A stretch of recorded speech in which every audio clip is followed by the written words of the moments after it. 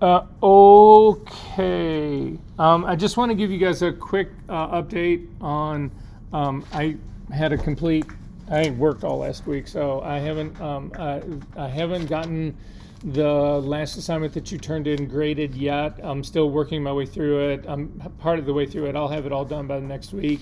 But what I wanted to tell everyone is that so I went through it. Only about half of you guys did the liquefy assignment, and I'm fine with that. But realizing that the grading part got weird because all of a sudden I was grading people, and the grade that they were actually getting for doing the liquefy assignment in some cases actually made their overall grade better, and in some cases it made the overall grade worse. And I thought to myself, well, it doesn't seem to me fair to give somebody a grade that actually makes their final grade in this class worse, when if they just didn't turn anything in, it wouldn't have any impact at all.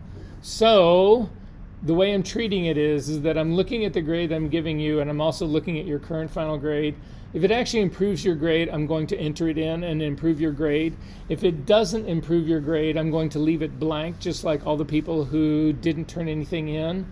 And if your grade is blank, it doesn't do anything. It doesn't help you. It doesn't hurt you. It doesn't do anything.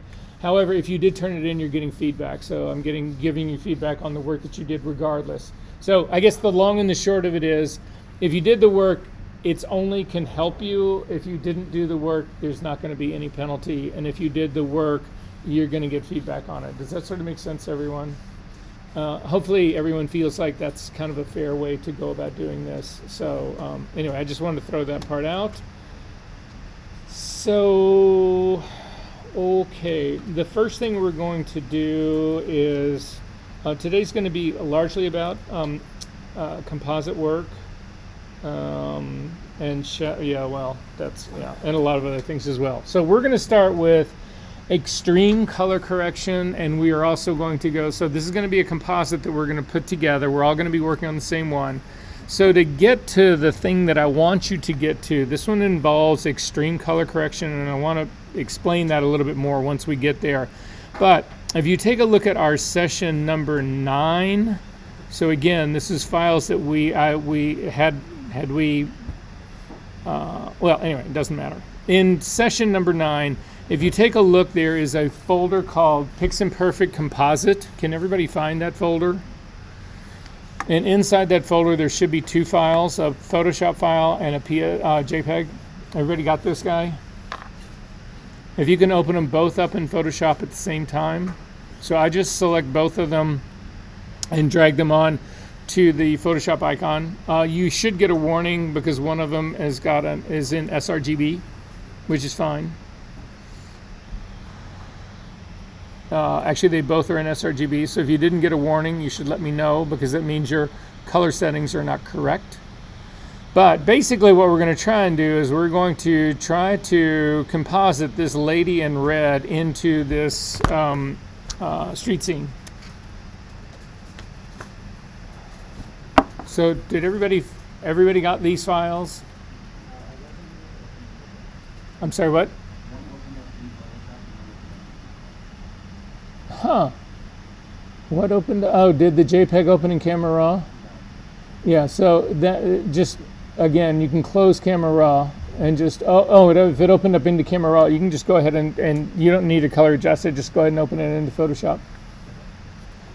Okay, so you can see that there's a challenge in this, but nonetheless, we're going to start and go through the whole process here. So to start this, I've already made a selection for you. We're going to start with the lady in red. If you scroll down to the bottom of her channels palette, you'll see that there's a knockout that's already been created for her.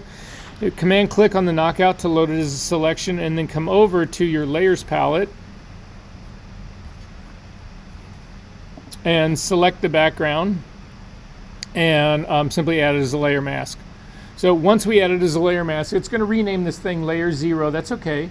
And the reason it's done that is because the background layer typically is locked and you can't put masks on it or do that kind of stuff. So when we do this, it actually unlocks it and then it renames it, so it's no longer called background. However, this is a situation where I actually want to keep this. I want to turn this into a smart object because two reasons. Number one, I need the transparency, and number two, I want to be able to transform this thing repeatedly without it being destructive. And again, if you transform a smart object, it's a non-destructive move. If you leave this as a typical pixel layer and you transform it repeatedly, it will continue to degrade every single time that you transform it. And by the time you're happy with your final transform, the image will be so degraded it won't matter. So anyway, yep.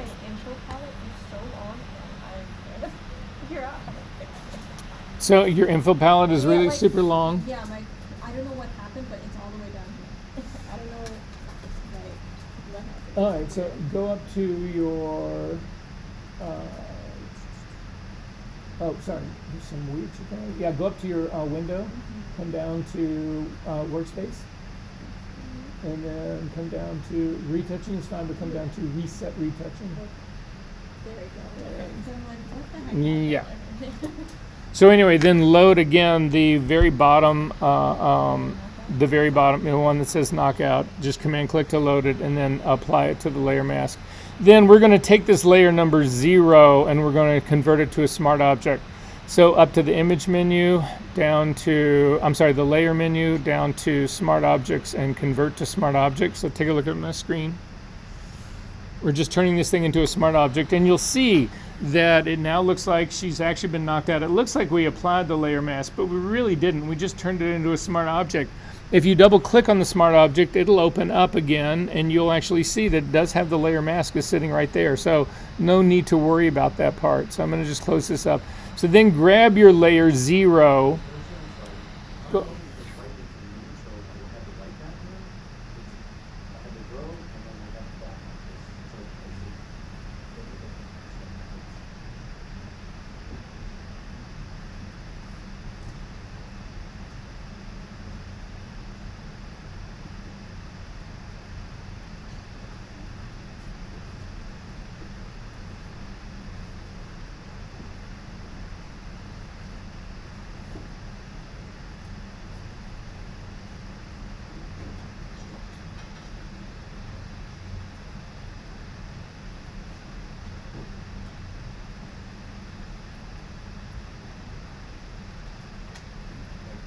Yep, no, that's okay.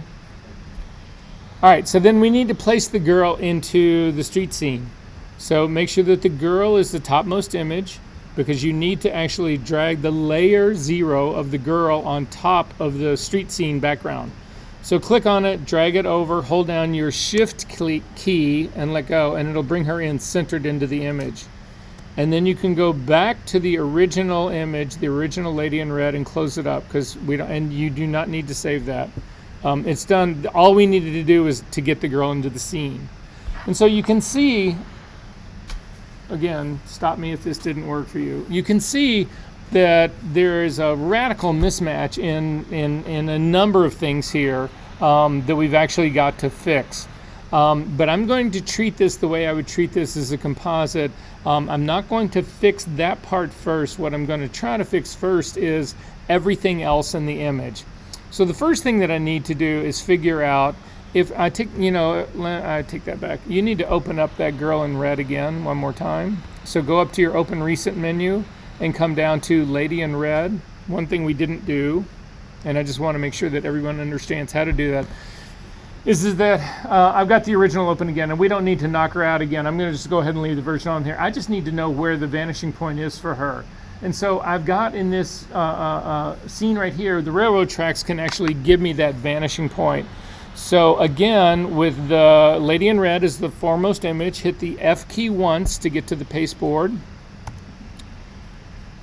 Because we might need to go off the image.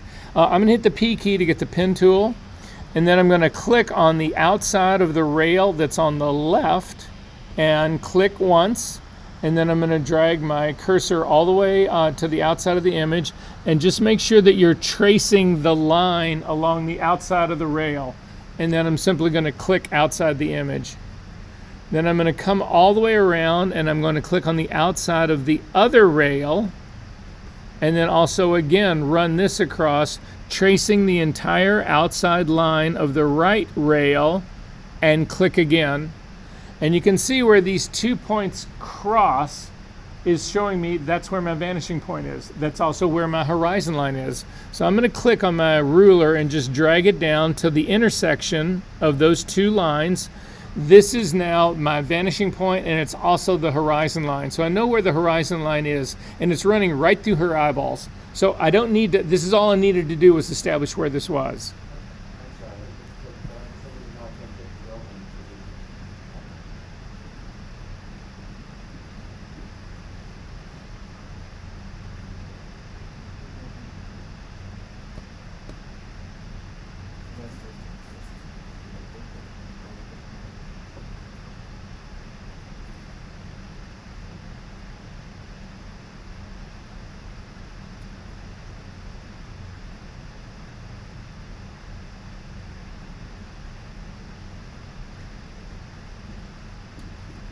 Yep, nope, you're all right.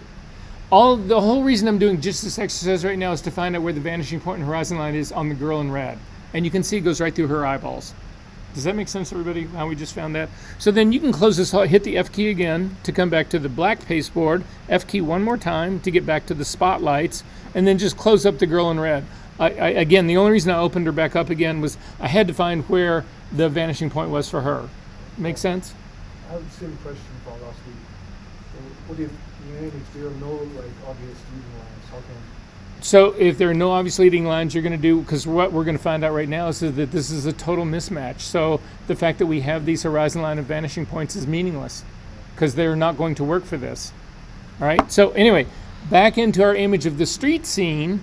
I'm going to temporarily turn off the eyeball for the girl. I'm going to hit the F key again to go to the pasteboard, and I'm going to do the same trick here. I need to find out where the vanishing point is. Now, a lot of people would look at this and just say, well, it's where the street ends in the very back part there. That's not necessarily true. The street can actually be curving around out of sight.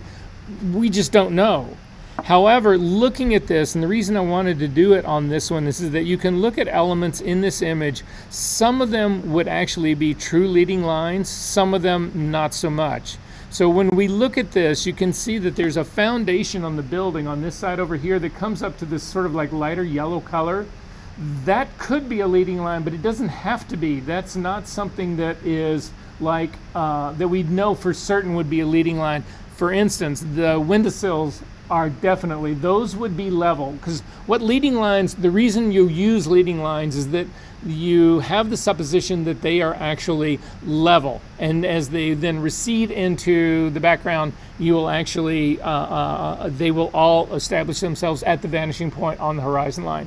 So I don't trust shit like this. I also don't trust stuff where the wall is actually meeting the ground. I don't trust that as a place. So you can actually see the one on the left side is a curved line. However, the ones that are on the windowsills will work for me. So again, I've got the P key, the pen tool. I'm going to click on the very top of the windowsill on the left-hand side, and I'm simply going to drag all the way over to the other side and then come down so that it traces exactly the top of the windowsill. And I'm going to just click a line right there. And then I'm also going to come up and I'm going to do the other one. I'm going to do the top of the windowsill that's on the right-hand side. I'm going to click on the very top of that. And then again, bring a line out so that it traces that, the top edges. And you'll see it should line up with the other windowsills, the one that's right next to it, as well as the one that's even further down the street.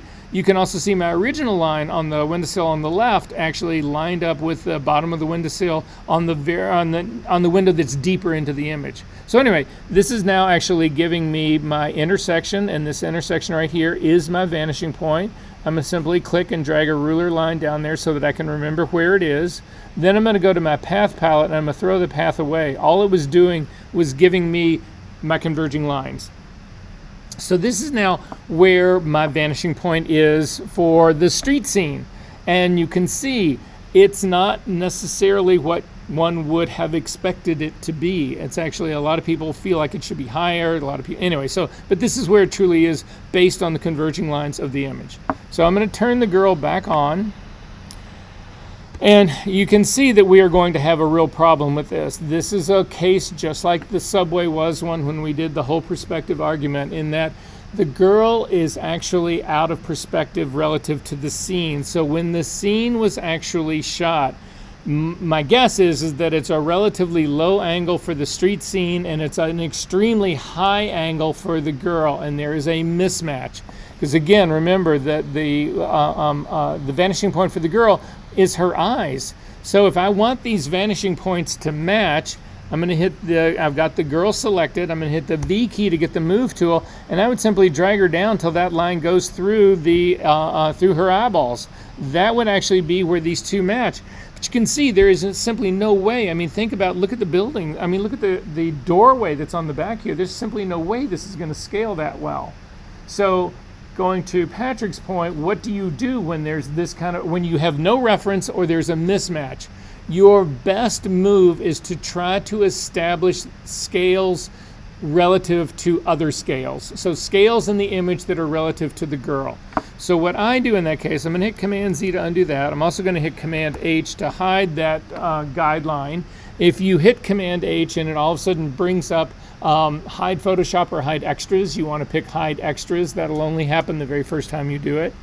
Instead, I'm going to simply transform the girl based on the building. So I'm looking at the doorway that's on the right hand side. I'm going to hit Command T to transform the girl. Again, she's a smart object, so all these transforms are going to be non-destructive. I'm going to click on the link between the width and the height in the options bar up at the very top, and I'm going to scale the girl simply down, and then I'm going to click and move her close to the door. I'm going to put her so her feet are landing right on the door stoop. Now again, be careful when you're moving the girl. When the transform dialog box is going, everybody look up at the screen. This can happen to you. If you click too close to the center point and you drag out, you don't move the girl, you actually move the anchor point. That's not what we want to do. So I'm going to hit Command Z to bring it back. Instead, stay kind of away from the anchor point, and then when you click, you can actually move over and you can drop her in to the area that is right sort of where where the door stoop part would actually be. And then we need to think about this. I mean, I'm looking at this and like, is the girl in correct proportion to the doorway? Well, if we move her, you can, again, scale-wise, she's not going to change size-wise if we move her right to left. She only changes size-wise if we bring her closer to the camera or further away from the camera. So I'm going to slide her simply to the left. And think about it. You can see that there's a doorbell on the door. You can also see there's two signs on the door. One of them is actually, so it's sort of like a mailbox kind of thing on the door. You can also see the sort of like the part of the door that comes up as columns, and then all of a sudden they get capped before they go into an arch. That thing has got to be really tall, and right now my girl is as tall as that arch is the top of the door part. So she, in my case, she definitely needs to be smaller. So again, I'm going to keep pushing her down. Again, because I've got my the width between my width and my height locked in. I'm good to go on that part. So then I've got her down, and now as I move in, I'm going to zip in and take a look at this closely. Now I'm actually thinking, okay, this is you can see there's a doorbell on the side, or an intercom system or something on here. So I'm imagining the girl standing there facing that doorbell system, right? And it's gonna be close to the size, to the height of her head, right? She's not gonna have to get up on a ladder to see the doorbell. She's also not gonna have to bend, squat down and actually see the doorbell. So again, I'm sitting here looking at this thinking, okay, is she in relationship to the door here from a size scale point of view? And this seems correct to me. What do you guys think? Kind of works, right? All right, so I'm gonna zip back out. I'm going to go ahead and make this transform. So I'm going to click on add the transform part. I want to get out of the pasteboard now. I'm in the pasteboard again. So I'm going to hit the F key one more time to go to the black pasteboard. And then finally the F key one last time to get back to my whole image. Then the stoplight's at the top, so I have more control over this. I'm going to double click on the hand to actually scale this. So she looks correct in the scaling of this size of the image, right? However, I want her bigger. I want her bigger in my screen. So I am going to transform her in perspective. But the trick is this. If we hit the Command H again, it'll bring back, so this one guideline that I've got, this is the vanishing point of, or the horizon line of the street scene. If I pull another guideline out, you will actually see, and I'm going to run it right through her eyeballs. This is her vanishing point that's actually on the original image of the lady in red. Which of these do we use to anchor, to actually be able to transform her in perspective? And all I can tell you is that neither one of these will work. They're both wrong. So what I am going to suggest right now, this may work, this may not work, is let's split the difference. I'm going to drag a third line down, and I'm just going to call this the average. And I'm going to put that third line right between the two, right between the one that is the vanishing point of the horizon line of the street scene, and then the top one is the vanishing point of her scene. I'm going to put this one right in the middle, and then we're going to try to transform this in perspective. So I want her more in the middle of the street. So again, she is scaled correctly for the doorway. If you hit the V key to get the move tool, and then hold down your shift key when you actually move now, holding down the shift key restricts the way you can move. So if you hold down your shift key and actually start to move her to the left, she will not go either higher or lower in your image. She'll move directly right and left. So that's the only reason to add the shift key. So I'm going to slide her right over into the middle of our street scene right here. Then I'm going to hit Command T to do a transform.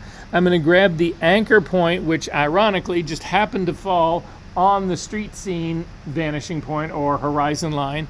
I'm going to move it up to the one that's actually right in the middle. And then holding down the shift key and the option key, I'm going to click on the lower corner and then pull her so that she comes up larger in my scene. So I'm now looking at this, and I've also got to say to myself, did this work? Is there something that's really obviously wrong with this? And for the most part, not. And you can see that her head now is actually as tall as those things that I was trying to get away from the door, but that would be explained because she's actually considerably closer to the camera than the doorway. Does that make sense, everybody, what happened? Are we good on this part? All right. So I'm going to go ahead and say okay to this. And again, sometimes the center horizon line works well. Sometimes it doesn't work well. If this didn't work well to you, I'm going to go ahead and say okay to this. Hit Command H again. If for some reason you felt like, okay, she seems like a giant, or she seems like she's too way too small, or she's whatever it is, there's nothing to stop you from going in and saying, okay, well, I'm going to transform her. If I feel like she's a little bit too tall here, and that's kind of the one thing I'm flirting with, is I'm thinking she's maybe a little bit too tall. But again, she's much closer to the camera, so I'm going to leave this the way it is. Does that make sense, everyone? Again, they're out of perspective. We are shoehorning this to be in perspective. And again, if we get all the other clues done correctly, hopefully we'll be able to pull this off and not have to worry about the perspective mismatch. Okay, so from a lighting point of view, you guys looking at this, I'm going to actually try to match the lighting now. I'm going to just all the same things that we've done before, right? I mean, clearly she's too bright. But what about the direction of light? Is this correct? So whenever people do this shit, they always tend to look at faces. Don't look at faces when you're trying to establish direction of light. So when I look at this, is the light coming on the girl? Not forget the background, but on the girl. Is the light coming from the right side or the left side? And if you look at her face, it's really hard to make that judgment. But if you look at her body, specifically her arm, her left arm, you can actually see that there's some shadow on the left side of her left arm. That tells me that the light is coming from, on the girl, is coming from the right side. Would you guys agree or not? Yeah. But then look at the main lighting in the scene. What direction is that coming from? And the major lights in the scene are the lights that are on the wall, that are all running on the left-hand side. So right off the bat, there's a mismatch here. The dominant light in the scene is left to right. The dominant light in the girl is right to left. So we need to flip her. So with the girl still selected, up to the image menu, the edit menu, down to transform, and then down at the very bottom, you will have a flip horizontal. So again, take a look at my screen, edit menu, down to transform, down to flip horizontal, and she now gets flipped the other way, and automatically, immediately, for me, this seems a more successful composite because my lighting directions are now matching. It's a subtle move, but it's still one that if you don't make it, it will never, ever, ever blend together. Does that sort of make sense, what's going on here? Okay, so my next, yes. It's 6 one, half a dozen the other. But again, flipping the model is non-destructive because she's a smart object. Right now, my background's not a smart object, so I would make it a smart object before I flipped it. Okay, so my next move in all of this is that I'm actually going to run check layers on this. So go to your actions palette. You need to find your check layer action. If you don't have it, let me know.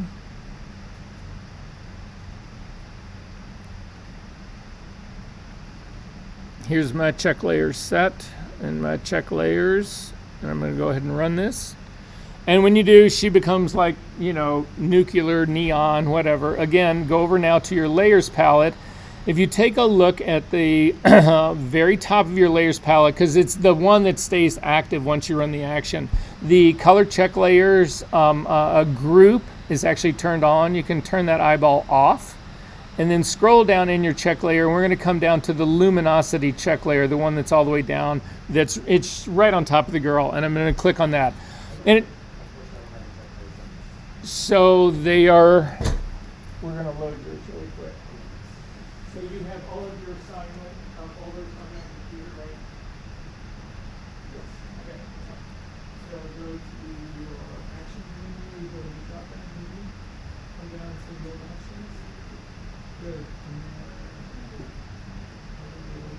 You navigate to session number 9 folder.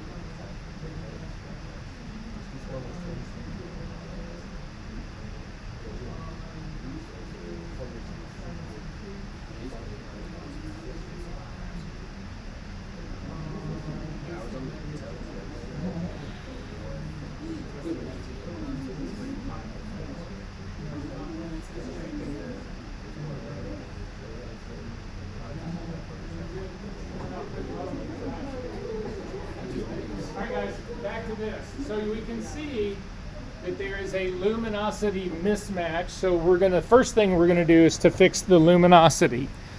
Again, she's way too bright to be in this scene. So to do this, select the girl. So again, layer number, mine's called layer number 1, her, because what we want to do is now we want to stack our adjustments directly on top of the girl, because I need to clip those adjustments to the girl so that they only change her and don't change the entire scene. So to do that, the first thing we're going to put on here is just a regular curve. So select the girl to make sure that layer's active. Come down to the the icon at the bottom of your layers palette that's the circle, half dark, half light. Come up and just add curve to this. Before we change anything though, we need to clip this to the girl. So hover your cursor between this curve layer that we just added and the girl, hold down the Option key, and your cursor will turn into a little box with a counterclockwise arrow. Click on that and you'll see that your entire curves layer jumped over to the right, and that little pointing down arrow is now pointing right at the girl. Now if we make any change in this at all, you'll see it only impacts the girl, it doesn't impact the whole scene. Is this working for everyone? Okay. Now the tricky thing about this is that the girl herself is too light. But what most people do when they actually use a curve to change tonality is they'll grab in the curve. So take a look at my curve that I'm working on right now. They'll grab the middle of this and they'll pull it down to make her darker, or they'll push it up to make it lighter. But the problem is, look at this. When I pull this down, you can see that the white point is still anchored all the way at the top. So no matter, I've made all of her midtones and her shadows darker, but her face is still too light. And so this is not the way. You do not make your adjustments here in the middle. What we're going to do instead, I'm going to tear that one off, is you're going to grab the white point up at the very top and you're going to click on that and drag it straight down. Because now what we're doing is that we are bringing down our highlights, but where highlights are being much more affected than are our midtones and our shadows. So the highlights are going to be the most affected by a move like this. The midtones will be the next most affected, and then the shadows are still anchored where the shadows always were. So they're going to be the least affected by this. So anyway, I'm going to just drop this down till I feel like that this is beginning to fit more the scene. So for me, if you want the same numbers that I've got, yes. We're going to get there. We're not there yet, but we're going to get there. So I'm just going to pull this whole part down. Again, it doesn't matter because the whole scene's black and white right now. But I take that back. It does matter right now. So let's do it right now. Before we continue this any further, make sure that in your layers palette, you click on your drop-down menu and you come all the way down to luminosity, because all we want to change on this is the luminosity of this image. We don't want to change the color or the saturation. So I'm working my way down, and for me, when I get down somewhere around, so for me, if you want the same numbers that I've got at the very bottom of your curve, you'll have an input and an output number. My input is 255, and my output number is 191. And this looks about right to me. If we turn off the luminosity check layer, you can also see, again, she's still way too saturated and the color's off, but there you go. Again, this at least is a beginning point. I may have to come back to this, but at least this is a beginning point for me. So I'm going to turn off my color luminosity. The next thing is that people would typically turn on would be color and try to fix the color. The problem that we have with the color of this, though, is it too extreme. The way we've been doing color before, the way I showed you to match color before, well, here, let's just look at it and you'll see what I mean. If you turn on your color check layer group, it'll again make the girl completely nuclear. Come back to the curve that we just made and make sure it is selected, because we are now going to put another adjustment layer on top of that. But again, it needs to be clipped to just the girl. So I'm going to add another adjustment layer on top of this. I'm going to click on the circle that's half light and half dark. And in this case, we're going to put on a color balance adjustment layer. We are going to clip it by hovering our cursor between the color adjustment layer balance that we just added and the curve that's right underneath it. Hold down your option key and clip it down. Then you also need to change the blending mode of this color adjustment layer, or the color balance layer, from normal down to color so that it only affects the color. And then you can see the girl is pretty red and magenta, and my background scene is just dominated by a lot of yellow. So I can come over and grab my yellow slider and I can start to really push this up. But look what's happening. It's only smacking the highlights of this girl. You do have a mid-tone adjustment layer. So the tone thing, the top of the adjustment layer of color balance, you can see there's a drop-down menu at the top that says mid-tone, shadows, and highlights. We can even go into shadows and try to push more green or more yellow into that. And it starts to look like it's moving in the right direction, but I can promise you, so you can turn off your color layer, the check layer part, and see, did this get better? It moved it in the right direction, but in my sense, this is not the same kind of match that we're really looking for here. So I'm not going to do it this way. I'm going to show you guys a completely different way to do extreme color matching. This method that we're looking at right now works great for small adjustments like the girl in the woods or a lot of natural color and natural color. But this is so extreme in this, we need to actually approach this doing something in a completely different way. So I'm going to throw away that color adjustment layer that we just made. And I'm going to show you guys, this is a complicated method of doing it. There is a PDF that is in your, it's online in our Canvas website, but also if you go to this session number 9, there's a PDF here that's called Extreme Color Matching Methods. If you open this up, this is exactly what we're going to do. We are going to go through these steps. But just realize you don't need to keep notes about this. You don't need to, copy the video part of this and keep it. This PDF will walk you through the whole thing.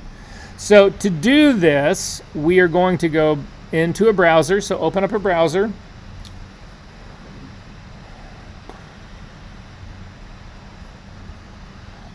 And we're going to, I'm just going to open up a new window, and you want to type in color.adobe.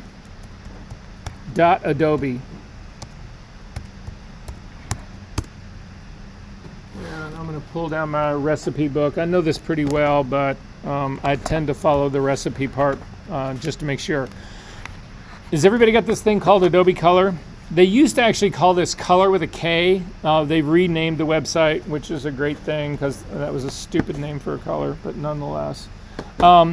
So first things first, you need to log in. So if you go to the top right-hand side in the black bar, you'll see that there's a place that if you click on this, you need to make sure that you are logged in. Now, the fact that we are already into Photoshop, in my case, I am already logged into this, but if you're not, you need to log in first, because what we need to do is we are going to develop a color palette here in Adobe Color, but we need to get it into Photoshop. And if you're logged in, that process is very easy. If you're not logged in, it's a nightmare. So everybody's logged in, right? Okay.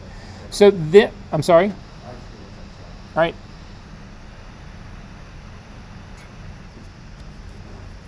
Let me know when.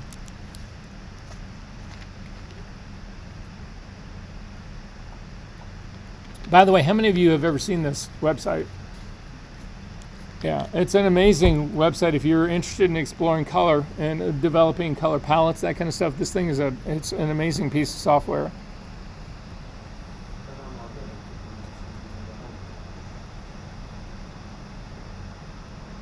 So just type in color.adobe.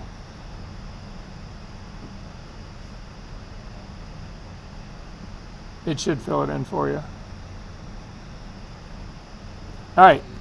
So then up at the top where it says Adobe Color, there's different things that we need across this top tab. The first one that you need to actually do is have Create selected.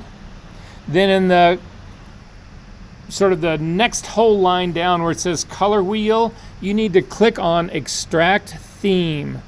So what this will do is let's just open up and it'll say, okay, you can just drag an image on this and we're going to pull a color theme out of it. Then you need to go back into your Finder and you need to go to the PixImperfect Composite folder. Again, Session 9.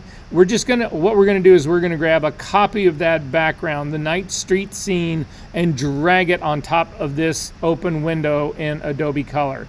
So I went to my Session number 9, to the PixImperfect Composite folder. I'm grabbing my night scene and I'm going to simply drag and drop it on top of the Adobe Color screen. And you can see it puts in a copy of my picture. It also puts in a series of color dots, and it gives me color swatches that are sitting right down here at the very bottom. Did this work for everyone?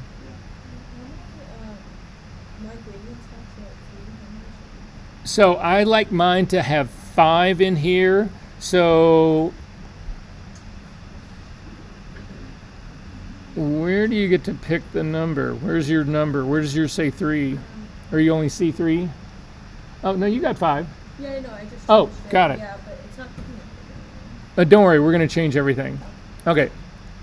So then on the extracting mood side column menu that we have on the far left-hand side, you want to make sure that colorful is selected. It just gives us the most intense color, and we can actually then take that, and if it's too intense, we can always drop it in Photoshop. It's much more difficult. It's easier to drop the color, drop the intensity or the saturation than it is to boost it. So I've got my scene here. I've got images. It tends to look for the broadest range of color that you can get. For me, there's a color that's actually, if you take a look at the very darkest of the little dots, for me anyway, it's sitting up in the sky. I don't want it in the sky because the sky is actually not a color that would impact the girl. However, the dark area of the street scene would, so I'm going to simply click on the color that's on the sky and I'm going to drag it down to the more shadow area on the ground that's on the street. You can do it either on the building or on the street scene right here. I think the street scene's got a little bit more color in it, so I'm simply going to change that. You can move any of these around. So if yours are completely off, you need to try to get them as close to this the way this guy. Oh, okay. Great. So did that make sense to what, everybody? Okay, we also need to order this only because it makes it simpler to do. So I tend to work with my color palettes where the darker colors are on the left-hand side and the lighter colors are on the right-hand side. So I want to order my color palette, my theme that way. So I'm simply going to I'm now working on the big squares that are down at the bottom. I'm going to grab the yellow that's sort of the lightest color, and I'm simply going to click and drag it all the way to the right and let go, and it replaces it there. I'm then going to grab the color that's just to the left of it, which is the second darkest color, and I'm going to click and drag it so it goes right next to the really, really dark, almost black color. And then finally, I'm going to flip the two that are in the middle so that I'm going from darkest to lightest. Did this work for everyone? We good? Okay. Then on the top right-hand side, there is a Save To drop-down menu. If you click on this drop-down menu, you want to come down and say My Library. This is your holding place that's in Photoshop.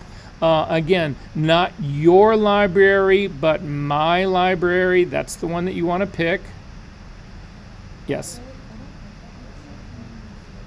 Let me see what you have. I just said your library. So if you click on the drop down and say, okay, then if you don't have My Library, it's just Your Library. Again, typical of Photoshop, they've renamed it since its inception. Just go ahead and pick Your Library. Either way, it's your library, right? Yours, mine, whatever.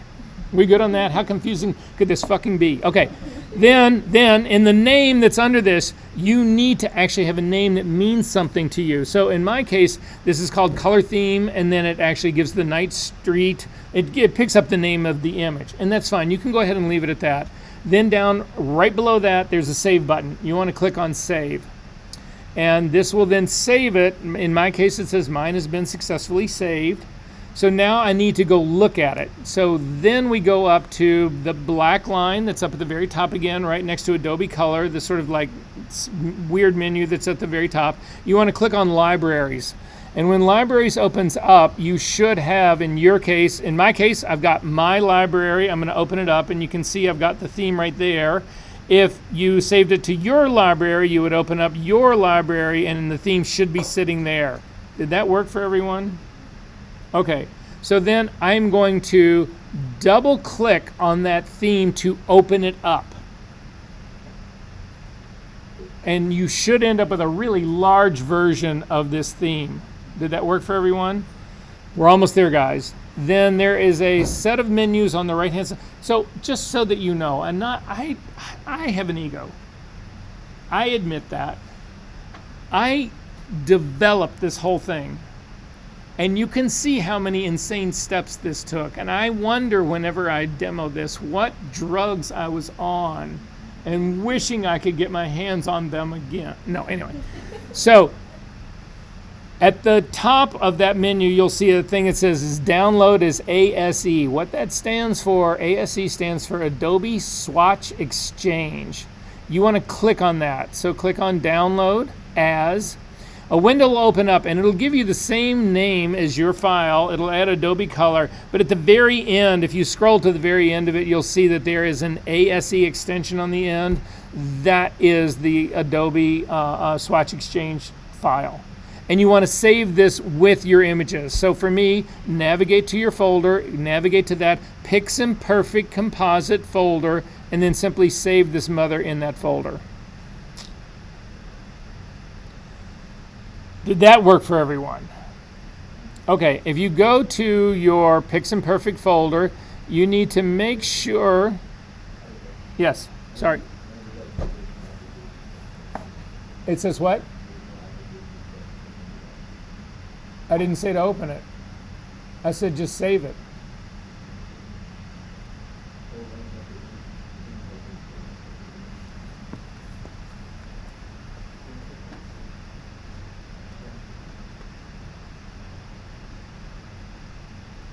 So double click on that first. Yeah. And click download.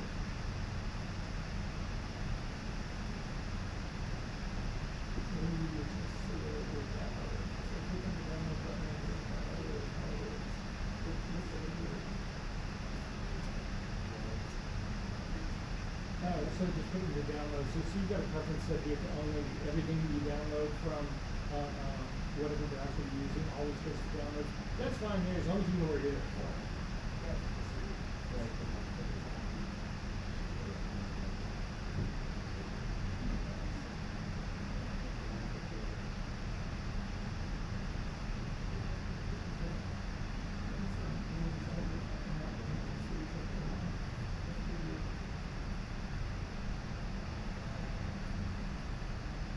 Okay, so if you go to your Piximperfect folder, you should see this thing that we just saved. I'm going to go to my real one. So, does everybody see that ASE file? Okay, we're almost there, guys. Well, I take that back. We're not really almost there at all. Go back into Photoshop now, and we are now going to use that information. So what we've done is we've picked the primary palette. Typically 5 colors is enough for me. 3 colors is a little bit on the thin side. 4 colors is kind of okay. 5 is like a sweet spot. But you can do 7, 8, 9, 10 colors with this whole process, what I'm going to show you right now. But it just, the more you do it, the more complex it gets, and so 5 is kind of a sweet spot. Yes? I'm sorry? Oh, yeah. That part is all done now. So you can, this is all the whole thing in Adobe's website, the color website, all that. You can quit all of that now. You don't need to be in your browser anymore. Okay, so we need to bring this into Photoshop. And the way to do this is that come up to, you don't have this palette showing, come up to your window menu, come down to swatches. It'll open up swatches. Now your swatches can look different ways. If you look at your drop-down menu for swatches, you'll see that you can actually do large thumbnails, a small list, a large list. If you go to the large list, you'll see it'll put stuff. No, that didn't change that at all. Oh, you need to do the open up some of these, don't do the ones that are at the very top, but open up any of the groups, the RGB group or the CMYK group or whatever group. If you'll click and you come to a drop down, you can do a tiny thumbnail, which only gives you colors. If you then go to a small thumbnail, it's a little bit larger, still no text with it. Large thumbnail, even bigger, but still no text with it. Then finally, small list will actually give you thumbnails plus any name that you actually gave it, and large list will actually give you the same thing. I'm going to go ahead and leave mine on the large thumbnail because I don't need the names of this. I don't need the color naming of all of this stuff. However, I do need to add the theme to this. So go to that same the hamburger thing, the menu thing on the right-hand side, click on the drop down, and you're going to come down to Import Swatches. A dialog box will open up and you need to navigate to that ASE file that we just built and simply click on it and say open. And you will see at the very bottom of your swatches list, it's actually named Adobe Color, Color Theme, Night Street Piximperfect. If you open that up, you will have your entire color swatch panel sitting right there. Did this work for everyone? Okay, you need to then move your swatches over to the sort of the right side, make it a little bit smaller. We still need to be able to get to all of those. We need to be able to see all of those 5 swatches, but I want to get it sort of like out of my way. So the thing that we're going to use to actually build the color for this girl is called a gradient map. So you come over to your layers palette. You're going to go ahead and select the color layer, adjustment layer that we put on there because I'm going to, that's our luminosity control. That's what brought all our highlights down. I'm now going to add a gradient map on top of that, but again, I'm keeping it close because I still need to clip this to the girl. Sorry, you guys can't see. Can you see that? Okay, so again, the circle with half light, half dark, click on that. There are two gradient possibilities in adjustment layers. One is a typical gradient that's up at the very top. That's not the one you want to pick. You want to pick the gradient map. And when that happens, you're going to come up, your screen may change. It may not look like mine, but it'll look something different. It doesn't matter. We're going to rebuild the entire map. So what a gradient map does is that it takes a look at tone mapping, and it allows you to assign color and or tone to different areas of in mapping. So for instance, I could actually map black. Typically this will come up as a black and white. A lot of people use this tool to actually convert to black and white. I don't think it's a really good tool for that, but nonetheless they can do that. But you can map the a black color to the darkest part of your image and a white color to the lightest part of your image, and you'll have a black and white image.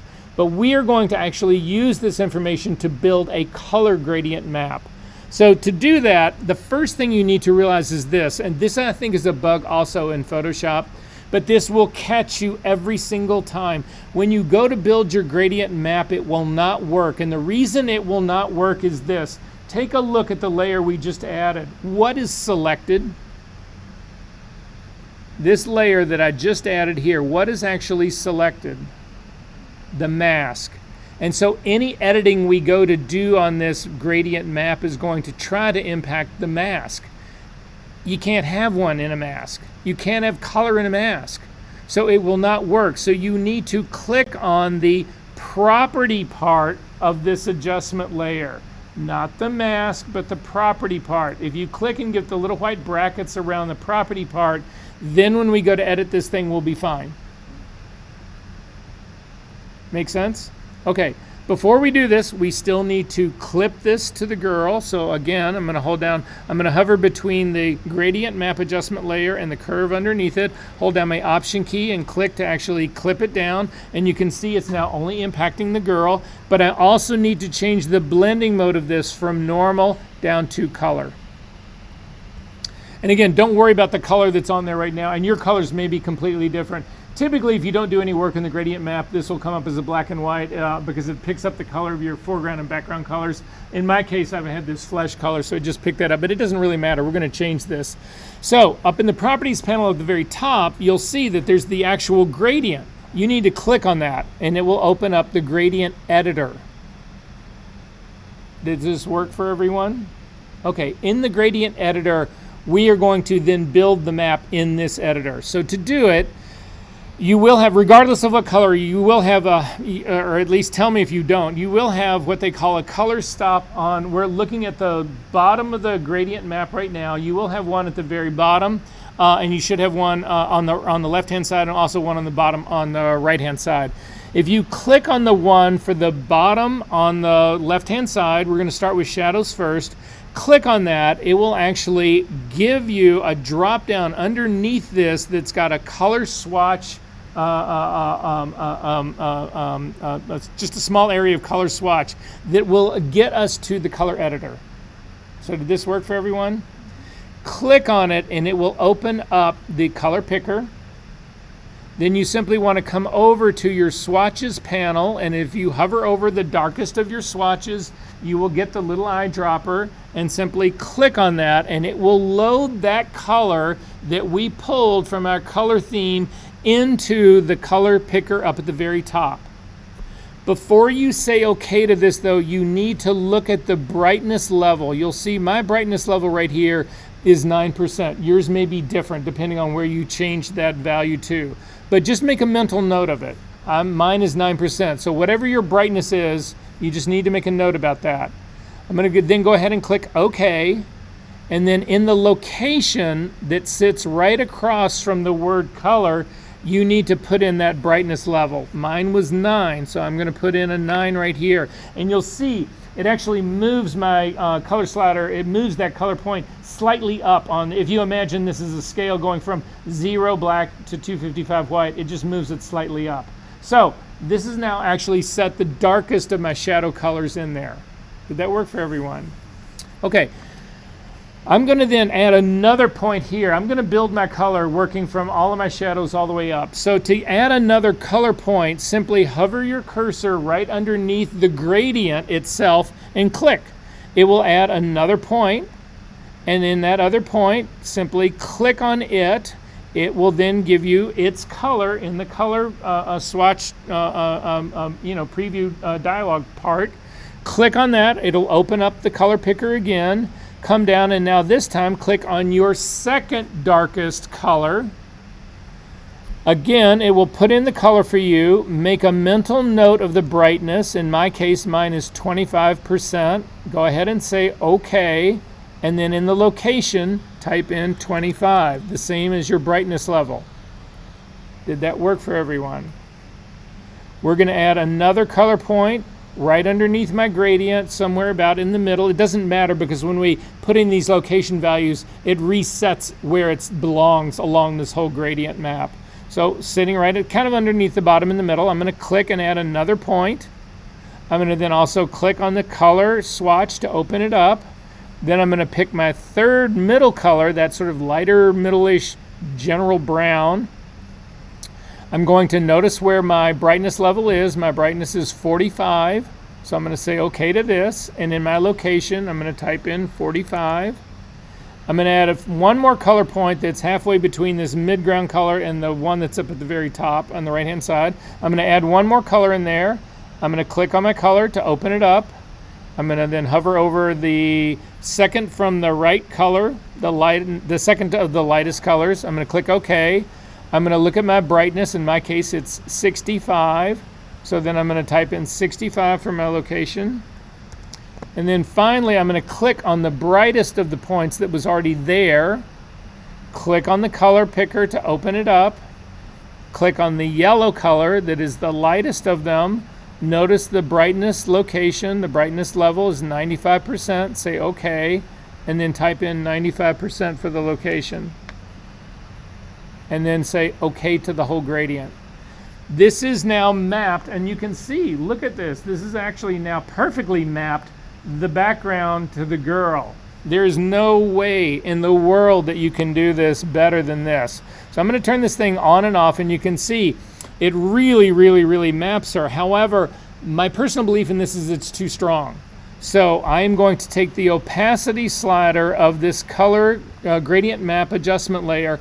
I'm going to take the opacity slider and start to pull it back down to back the effect of this off slightly again.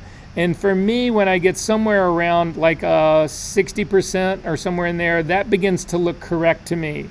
If you go back up to the very top of your check layers group and click on check layers again, you can now see the difference that this is actually making. So I'm going to turn my gradient map on and off, and you can see what a radical shift this is, but it brings her into that entire color palette. Her skin has got the whole yellow, this background part, but the shadows and the midtones of her dress match the shadows and the midtones that are in the doorways of the entire scene. You can also see the blue sky that was up the night sky. That's why I didn't want to pick that guy.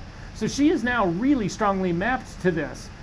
What's left in this, so did this work for everyone? I'm going to turn off the color group up at the very top, the color check layer. The last thing I need to make sure is the saturation. So I'm going to click on the saturation check layer. And when I take a look at this, again, what you're looking for in saturation is that the darker something is in a saturation check layer, the less saturated it is, the brighter it is, the more saturated that it is. So when I actually take a look at this girl compared to my whole background, all this part, she does not seem to me to be that out of place in terms of all of this. If you felt like that maybe she was a little bit, we can actually play with the saturation somewhat. So to do that, make sure that your gradient map adjustment layer is selected. We are going to then add an adjustment layer on top of that, and I'm going to add a hue saturation on top of that. Again, we need to clip this hue saturation layer so that it only impacts the girl. So hover your cursor between the hue saturation layer we just added and the gradient map that's underneath it. Hold down your Option key and click. That clips it so that it only impacts the girl. But then before you do anything else, change the blending mode of that adjustment layer, because again, we're only changing saturation in this, from normal down to saturation. And then you can actually play with the saturation slider. So in this case, my suspicion is that she actually is too desaturated. So I'm actually going to pump it up a little bit. So I'm going to grab the saturation slider and push it to the right. And you'll see in a very small, subtle little adjustment here, I've got it up as a plus 14. She seems to fit the whole scene a little bit better. Again, her whole shadowing on the lower part of her body is a lighting issue that we're going to have to fix here in just a second. But nonetheless, that seems like it might be correct for me. I'm going to come up and turn off my saturation check layer and then come back down to my saturation adjustment layer and turn it on and off. And you can see it brightens up the skirt a little bit. It pumps up a little bit more in there. I don't necessarily think this is an improvement, so I'm going to throw my adjustment layer away for that hue saturation. I think she fits this scene just fine in terms of this. Did this work for everyone? Sort of. Okay. At this stage of the game, we need to deal with the fact that her that the lighting is actually all on the top. We need to relight the girl, is basically what's going on here. If you remember the train scene that she came from, it's basically daylight, looks like a relatively overcast day. It's not, there's a little bit of direction to the sun, but not tons, but a lot of general-ish lighting. In this case, the lighting is very directional. It's from the top down. So we need to actually knock down the top of this skirt as much as, the bottom of this dress as much as we possibly can. At this stage of the game, I'm going to suggest you actually go to the pasteboard again, because if I need to be able to work outside of the image, I want to be able to do that. So I'm going to hit the F key to get to the pasteboard. That's all it took. Then I'm going to add another adjustment layer to this. So I'm going to come over and add. So again, I've selected my my gradient map because I threw away the hue saturation one. I'm going to hit my gradient map, and I'm going to add an adjustment, another curve to this. So I'm going to simply click on this on the circle, the icon at the very bottom, half light, half white, and I'm going to simply add a regular curve to this. Now, in the regular curve that I'm adding, I want to clip it down to the bottom. So I'm going to hold down the my Option key and click on it so that it clips it to all of the groups. So I've got 3 adjustment layers now that are all clipped to just this girl. And then finally, I'm going to change the the blending mode of this from normal down to luminosity, because that's all I want to do. I just want to make it darker. I don't want to shift its saturation. I don't want to change its color. And then finally, I'm actually going to grab the highlight slider and I'm going to pull it way down. And I don't know how far I need to pull it down. I'm going to just see. And you can see it makes the girl really dark, and that part actually works fine for me right here. I'm going to then invert this layer mask. Command I will invert it and make it black so that this curve now is having no impact on this at all. Then I'm going to hit the B key to get a brush, just a regular brush. I'm going to make this a completely soft brush, so 0% hardness. And then what I want to do on this is I'm going to make my brush much larger. And what I'm trying to do, what I'm trying to do is where I want this to start going dark is right below her boobs. So that's where I want this dress to start getting darker. But I want it at the very bottom by her feet to be as dark as it can possibly be. So that's going to be my transition from her skirt right underneath her boobs down to her feet, starting to get darker just underneath her boobs, and then as dark as it can possibly be at her feet. To do that, you need to make a brush exactly the size that will do that. So I'm going to make my brush larger. You need the center of the brush to be at her feet and the top edge of the brush to be right underneath her boobs. So take a look at my screen right here. I've got a brush. The center of my brush is sitting right at the bottom of her feet, and it's actually the top edge of the brush, make it just a little bit larger, has gone right underneath her boobs, right there. Then you can actually get rid of your swatches palette because it's done all its work. But white is now my foreground color. If white's not your foreground color, hit the D key to default them to black and white. Hit the X key if you need to actually make white your foreground color. And then hit back to the B key to make this. And then the trick to this, guys, is you do one click. There's no painting in this. There's no dragging. There's just one click. Make sure that your opacity, that your blending mode is normal, opacity is 100%, and that your flow is also 100%. And then simply with the center of the brush right at the bottom of her feet, click once. And this actually brings in a darkness down into this that's actually beginning to work for me here, but it needs to go more. It needs to actually happen in steps. This is not a strong enough correction. I can try and screw around with my my curve. Again, I can actually start to work with my curve a little bit more and adjust that. But I'm not going to do that. Instead, what I'm going to do is I'm actually going to add another curve that actually starts kind of around where her hands are, and I'm going to do that same trick again. So my same trick again, I'm going to simply duplicate the layer that I've got going right now. Command J will make a copy of it. Then I'm going to work on my layer mask. My layer mask still has that really large light area in it. I need to change that. I need to make it much smaller to only start happening at her hands. So I'm going to fill this layer mask on the second layer with black. So again, black is my background color. Command delete will fill it with black. I still need to clip this first down to the figure. So hover over between the new curve that I've got on here. I'm going to hold down my Option key, click to clip it down. It had the luminosity blending mode, so that part's now correct. So now what I'm seeing on this is only this first curve that I put on here.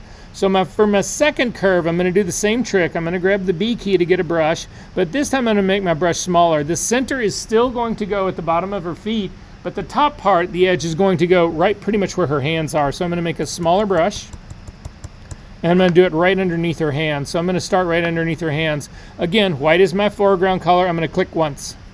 And you can see that it actually makes the whole part image darker here. So I really have the feeling that I've got a light that's actually coming from the top down. So again, we are relighting her to match this scene. Is this working for everyone? Okay, if you feel like that change or that shift is too strong, you can always drop the opacity of this part back a little bit to fine tune it, but I actually feel like it should really be that dark, so I'm going to leave it right where it is. The last thing that we've got going on here that we're really missing on here that's really making this believable or not is there is no shadow that anchors her.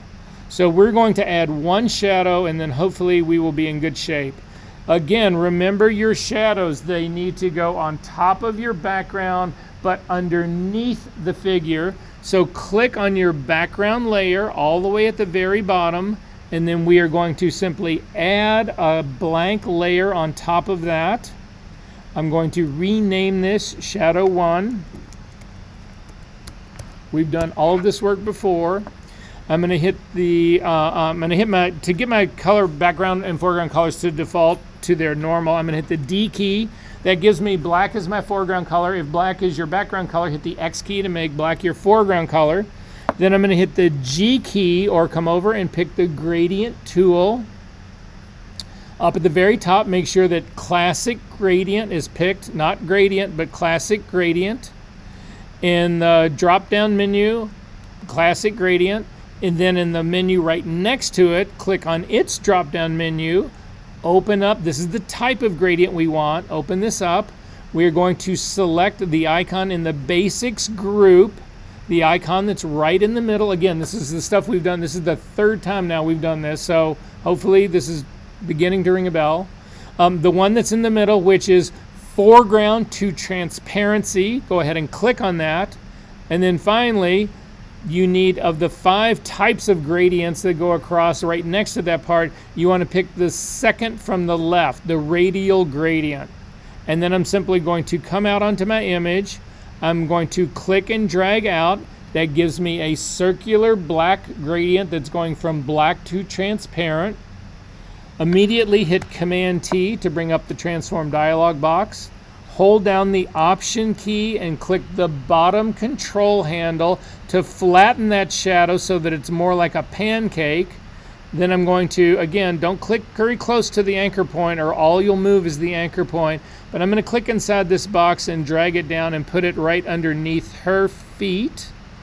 Now it's coming out too wide left to right, so I'm going to hold down the Option key still and click and drag the anchor point, the left and right sides in to pull this in a little bit tighter.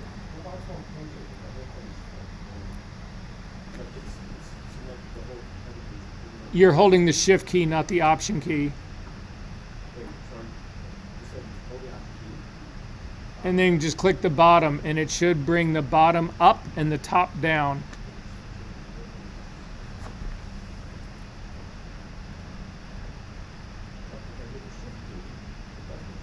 So you haven't set your preferences correctly.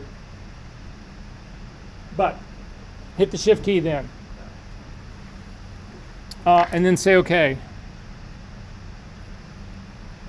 So then hit the F key one more time to go to the black and take a look at your composite.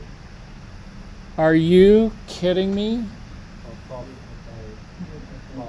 you're being very talkative today, so I didn't say like the big problem of this image. We're already in progress. The skin tone game. What about it? Yeah, like what I was doing homework last night. Right. I noticed like if I color check the if I did color check to use background as reference, Right. the skin tone fucked up. That's I the idea. Yeah, but I need it's better to use other people and as reference. Close. Use the background. So this one. So what other person am I going to use? No, so is there a solution in this scenario? There are no other people in the background. I know. So what's your choice? I don't know. This works. You don't believe that? Kind of weird. By design, if you shoot under a really yellow light and you don't white balance it, your image, your skin tone is going to come out really fucking yellow. The skin tone could definitely look better. But you wait. You have done all this all of you guys. I can't believe this. You use every fucking person in this classroom goes in the studio. Let's gel those lights, and you end up with fucking red skin and green skin and cyan skin and all that. Wow, that's so fucking cool. And then you get a natural situation where it's this really yellow ass light that hasn't been color balanced, and you say, well, the skin looks all fucked up. Just saying, like that's what I noticed while I was doing homework last night. Okay. I'm just telling you, this is what she would look like if she was in this light. Anyway. Sorry, I didn't mean to rant. Are there questions about this? This is magic. Well, you should look at this. Every person in here who has done this should be extraordinarily proud and happy and realize that, oh my God, I can do something here that so few people in the world, not fuck this school or this city or this state or this country, the whole world, the universe, there are aliens who cannot do this. No, I'm not, really. To be honest with you, no. And if I go back to Patrick's original line about all of this, is that in 5 years, AI is going to be doing all this for me anyway. I'm just going to say, fit the girl in there, match the color, and it'll do it all for me, but that's not where we're at yet. All right, questions about this? You should be thrilled about this. Anyway, all right, F key again to get out of all of this madness. I have 2:25 right now. It seems like a good time for a break. So if you could be back, and again, a hard 10, guys, 2:35, that would be great. So, Prof, just one quick question. Yeah. 15 minutes. All right, so if you have done all of that, you can close up that composite that we've actually done. Marvel at your work before you close it up. So the next thing we're going to do, which we didn't get a chance to as well, is we are going to create a synthetic background. So again, we're still working in session number 9. It's the last of the things that we need to do out of session number 9. So the folder that you're looking for now in session number 9 is Build Background Exercise. If you can click on that folder. Everybody good on that part? Okay, so we are going to start with the first 2 files that are at the very top. One's called background wall number 1, and the other's called background wall number 2. If you can open both of those at the same time.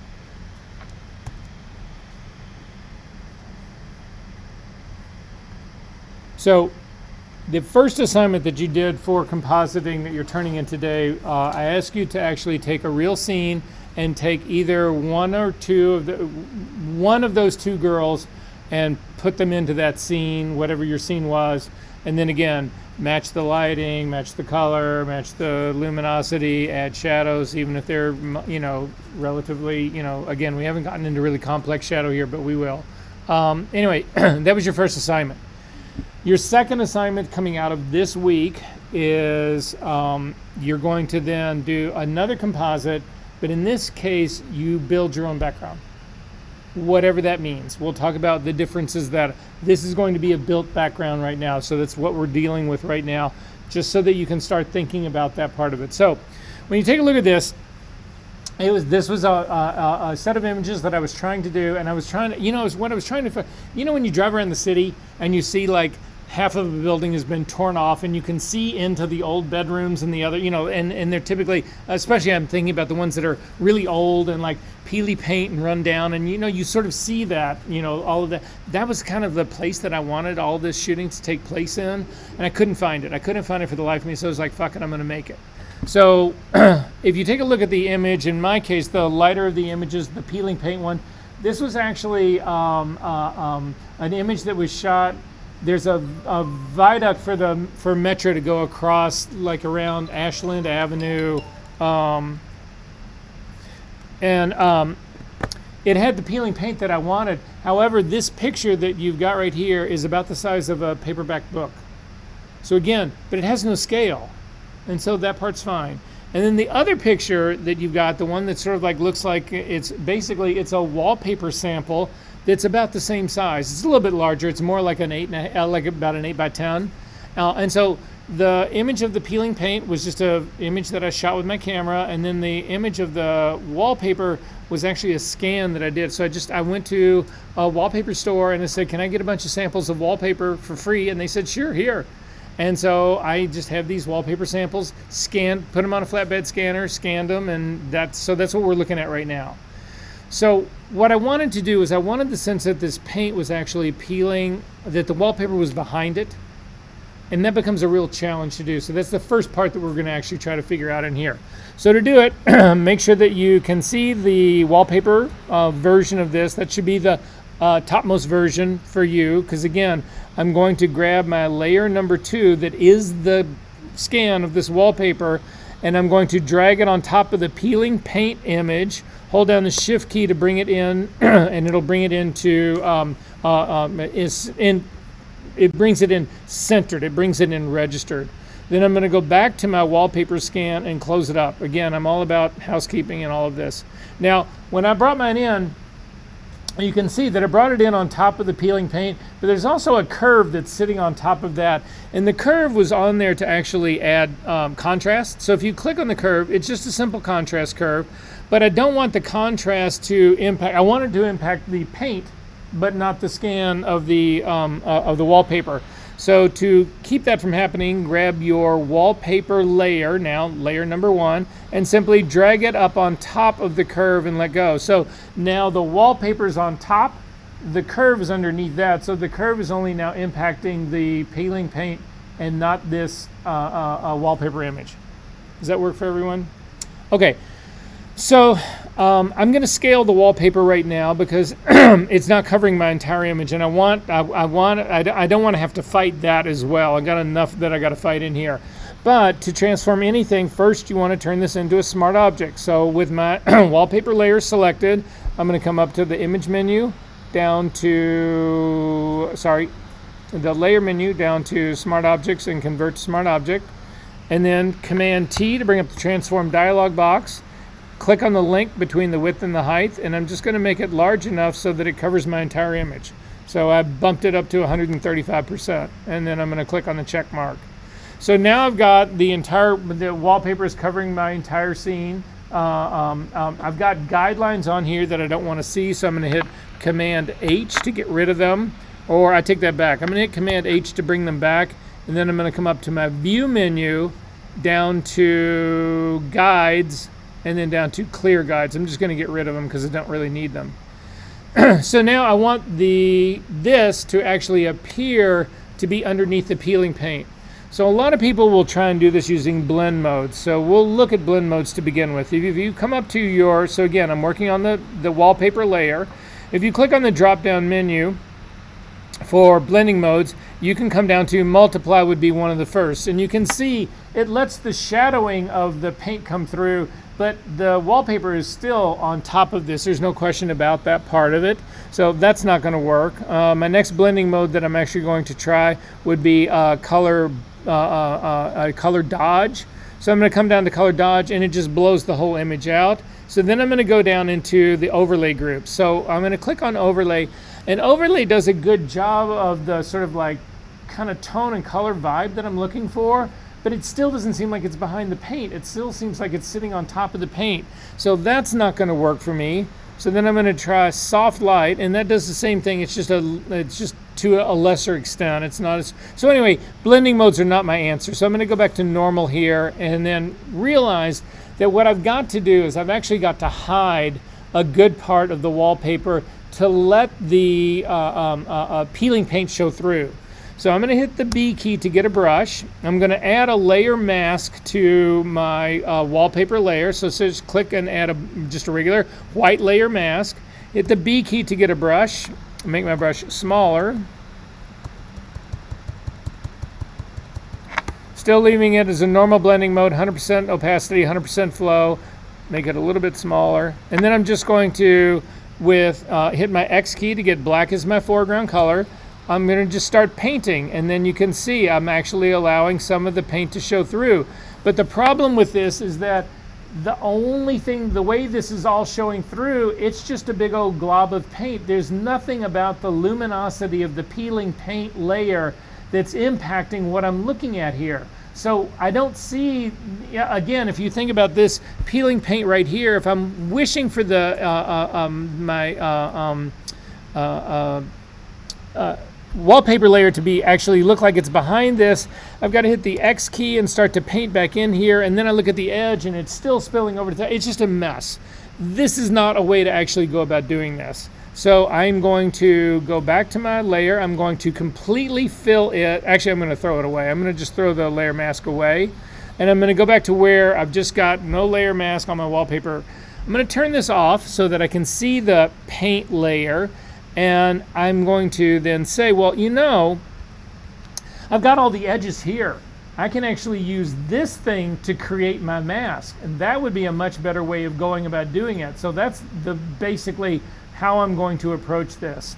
So to do that, come over to your RGB channel, hover over the thumbnail of your RGB channel, hold down your command key and click, and it will load the luminosity of that channel as a selection, and then I'm going to save that. So up to the select menu, down to save selection. So I just hover over it's like we do everything to load it as a selection. I'm going to hit Command D to load it for, hover over the thumbnail, hold down your command key and click. So now this is the luminosity is what's been selected here. So the lighter areas have been selected to a greater degree than the darker areas. But when you save this as a selection, so up to the select menu, down to save selection, I'm going to call this peeling paint.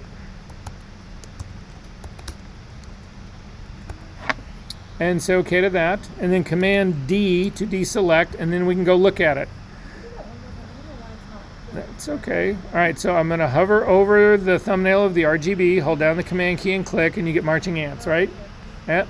Then up to the select menu, down to save selection, and call it peeling paint. And say OK to that, and then Command D to deselect, and then go look at it. So if you select on peeling paint down at the bottom, you can see it just looks like a black and white version of this image.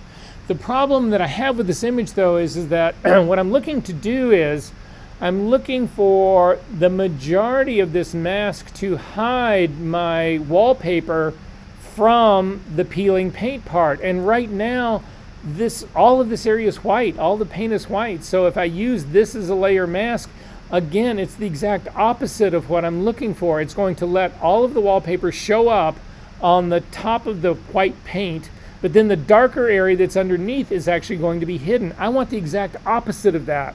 Does that make sense, everyone? So I'm simply going to invert the peeling paint, Command I. So now what's going to happen is that the areas that are all of the paint that are on the top are darker, which is what I want. It's going to hide the wallpaper, but then the areas that are lighter on this will actually also, on the paint part, whatever, will actually hide that part. I mean, allow that part to actually show through. So this is now going to be my layer mask for the wallpaper. Does that make sense to everyone? So to see what this begins to look like, we're going to command click to load this as a selection, come over to our wallpaper, turn it on, and then simply add that as a layer mask. And you can see what's happening now is exactly what I said. If you hold down your Option key and click on the layer mask, you can see areas that are lighter on the mask are allowing the wallpaper to show, but all of these areas, all of this area in here, this is all paint in here, all of this area, this is all paint in here. All of those areas are actually hiding the wallpaper, so it looks like the paint is on top of the wallpaper. To see what the whole thing looks like again, hold down your Option key and click on the layer mask again. However, I want to exaggerate this. I want to actually make some of the wallpaper more apparent on the background, and also I can see some of it is actually showing up on my wallpaper. I mean, on the paint part a little bit more than I would like. So at this stage of the game, I'm going to go to my tablet. So if you've got a tablet, I'm going to give you a couple of minutes to actually get your tablet out and plugged in and working.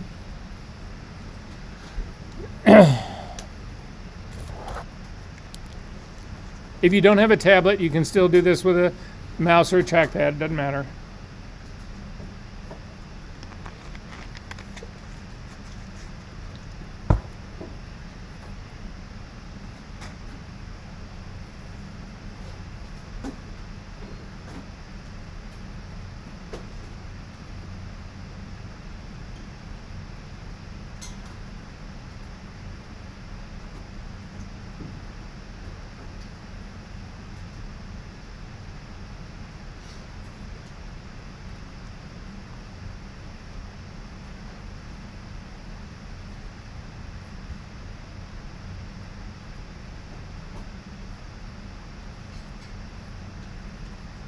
Everybody ready? Okay. So the trick to this is that as I take a look at this, again, I'm going to hold down my Option key and click on the layer mask because I want to just work on this layer mask by itself. I don't want the wallpaper to confuse my issue. So what I can tell you is that in the upper right hand corner, you can see that's a dark area of peeling paint right here. I want to make this darker. The problem is if I go to a brush, just a regular brush, so I'm going to hit the B key again. I'm going to make this medium hard brush to give myself a little bit of control, so about a 50% opacity on the hardness. Normal blending mode, 100% opacity. I'm going to change the flow. I'm going to bring it down to like 4 or 5% so that I can scrub this in slowly. And then I'm going to zoom into that upper corner up in here. And I'm going to, again, hit the X key to make black my foreground color because I'm going to try to make this area of the paint darker. But if I start to scrub on it right now, you can see that it's making not only that area darker, but also the area underneath it that was lighter to keep the, that was actually showing the wallpaper through. So you don't want to use this brush like in a normal blending mode because it doesn't respect the luminosity. It doesn't respect those edges. This kills that edge of that. So I'm going to hit Command Z to undo all of that. I'm actually going to go back in my history and check to make sure that I didn't hit that twice. So no, I didn't hit this twice. So how can I make something lighter or darker but still respect the luminosity differences in the image? No. Well, what I'm trying to, you could think about this as a contrast. What tool can we use that will make darker things darker and lighter things lighter and respect the difference in the two? Because it's not a normal blending mode. How about overlay? The way we used overlay to refine all of our masks when we're trying to respect those edges, right? So up to the blending mode for the brush, down to overlay. Remember what overlay does is it is a contrast brush. Anything that is darker than 128 will be made darker. and things that are lighter will be protected. Anything that is lighter than 128 will be made lighter, but it will also protect the darker edges. So now look what happens. With black as my foreground color, I'm going to scrub over the same area right here, and you can see it's respecting that brush. I'm going to hit the X key to go to white and try to develop that edge a little bit better. So what I'm doing, look at the head, that it's respecting, it's following those edges. So it's making the darker areas of those edges darker, the lighter areas of those edges lighter, but it's respecting the edges. It knows where those edges are. So that works to my advantage. So I'm going to come down here into this center area, sort of right in the middle of the picture, and I'm going to make all of this area lighter by scrubbing on this.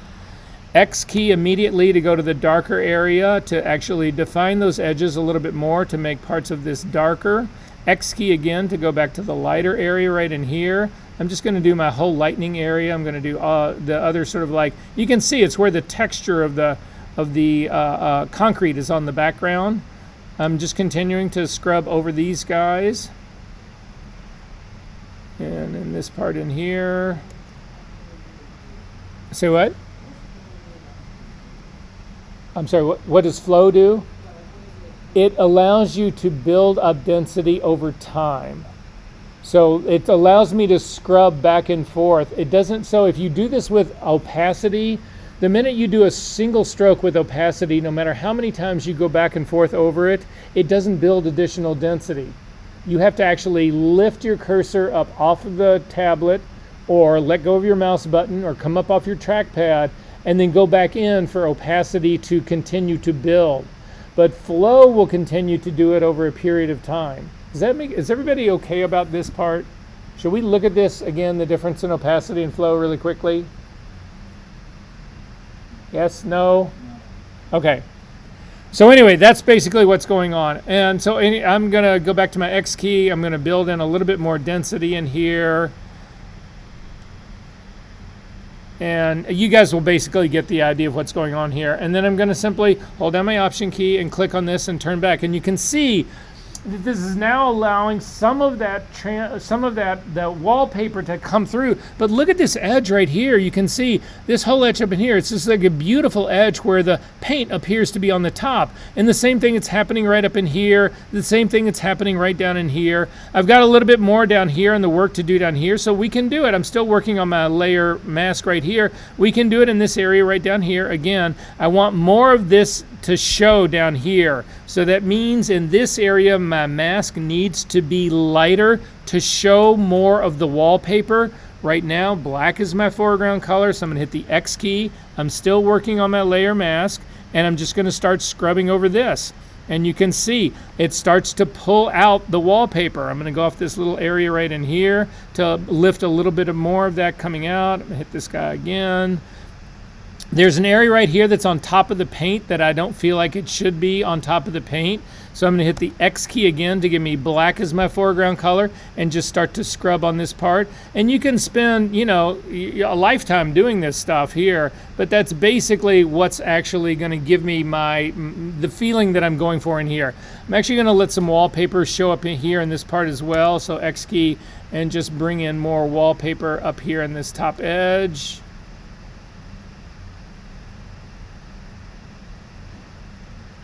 And that's going to be roughly where I start. Now, the wallpaper is showing through, but that doesn't mean it's the wallpaper that I want to see. So I'm going to break the link between the layer mask and the layer itself by clicking on the link that's right between the two.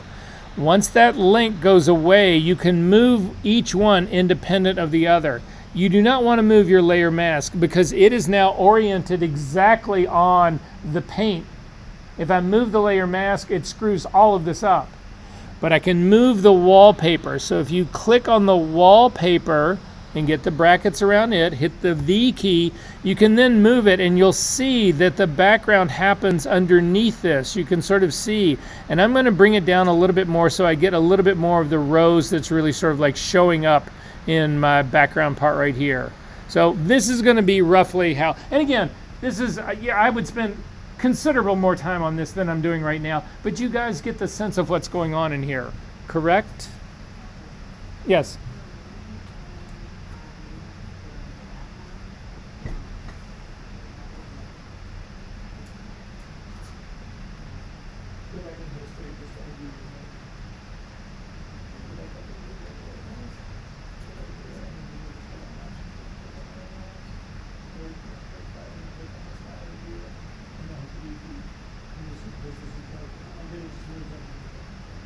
So it allows you to you fine tune it. You can still transform this as well. It allows you to build more.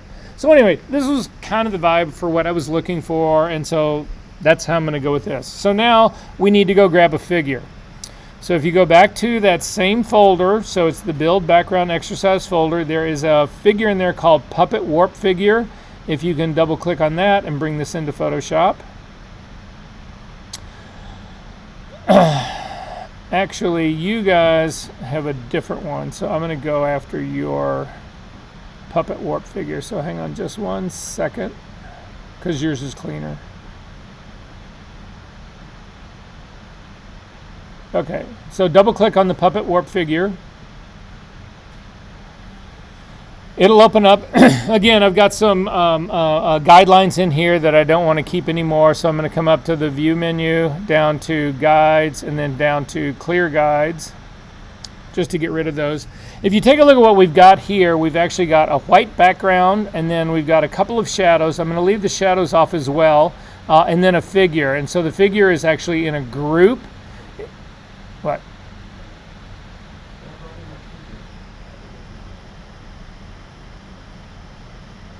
When you did what?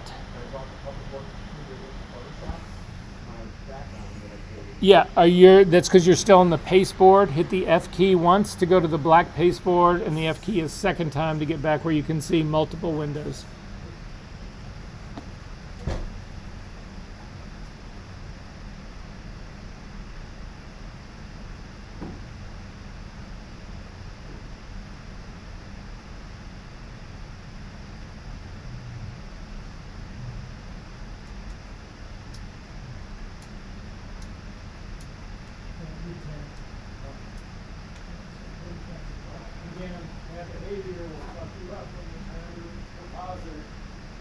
I can have 10 of these windows open, and I need to get access to each one, and if they're all tabs, I just spend hours going through the tabs trying to figure out which one is which. I'm sorry? Yeah. Yeah. So I want to keep a lot of those, all those layers intact. So if you open up the figure group, you'll see that there's a ton of stuff in here that's controlling the look of it. There's all sorts of retouching parts on it. Spill removal, you'll actually see the original layers still sitting in there. However, I want to make this just a figure that I can work with, but also something that I can transform repeatedly. So if you click the figure group, come up to the layer menu and come down and do Smart Objects, Convert to Smart Object. You can convert an entire group into a smart object. Now again, it's made it a smart object. If you double click on the smart object, it will open it up, and you can see you've still got your figure. If you open it up, it's still got all the weird stuff that I did to it before. So you don't lose anything by making this a smart object. You simply create a smart object. It gives you that illusion. Now in this case, it still appears like this is on a white background, but it's not. If you go down to the very bottom of this layer stack and turn off the eyeball for the background, you can see that this figure is now on a completely transparent background, which is what I'm looking for. So I'm going to go back up to the top to the figure smart object, and I'm going to click and drag that on top of my fake background. Hold down the shift key to bring it into the center of my background, and this is where I'm going to actually start to build my composite. I'm going to also go back and find that original image, the Puppet Warp Figure PSD. I'm going to close that up. You do not need to, yeah, go ahead and close it up. We don't need to save it right now. Keep our images a little bit more sane. I'm going to double click on the hand to sort of see what I've got going here. So in this case, I've got a figure against the background that I want, but she's just floating in space. I don't have any floor for her. So this would not work in this case. Now, in some cases, all of the stuff that we're doing now has got full figure. You could conceivably come in like this and crop it just like this and say, call it a day. That's it, we're done. You don't need shadows, we don't need a floor, we don't need any of that. We might change the lighting direction in this a little bit more, but nonetheless. Does that make sense, kind of what's going on? Okay, but we're gonna carry this through all the way to the end. So I'm gonna double click on the hand to kick back out. I'm gonna add a floor to this. To get the floor for this, go back to that same folder, and it's all right, it's all right.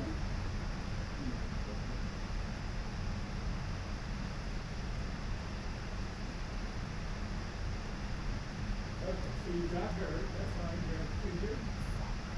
Okay, drag on top of that, hold on shift E and look at. Come back over here, close on that. Yep, you did what you want to go on, that's fine. Okay. Back to the group folder, build background. There's a thing in here that says concrete glossy cement. Bring that into Photoshop. If you get a warning, that is a good thing. So this is going to be my floor right now. Concrete glossy cement. What?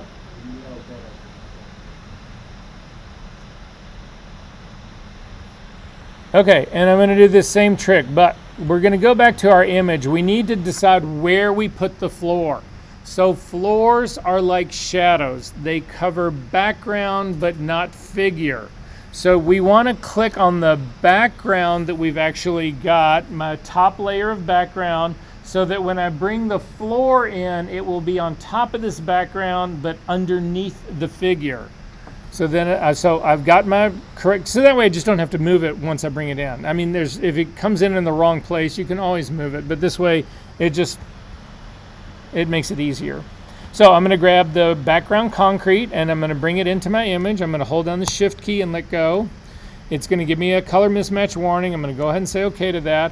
And then I'm going to close up the original background concrete floor that I brought in. And so now you've got basically just, I don't know, some bad poster that somebody made, but we could call this, anyway, I've just got this hunk of concrete floating in there, right? And that looks like a wall, doesn't it? Not a floor. Looks like part of a wall, not a floor. I need to make this a floor, and it's not a floor here. So right now it looks like, again, it was truly a floor, but I think somebody shot straight down on it. By the way, this image is, I found this online, so this is harvested imagery. But at any rate, so to fix this and make it a floor, the first thing we need to do is convert this to a smart object. So again, up to the layer menu, down to smart objects, convert to smart object. And then we're going to radically warp this, because I need to actually flip this and create it a floor out of this. And you do that using perspective. However, the control to do this is so extreme, we need to be on the pasteboard, because otherwise we lose our control handles.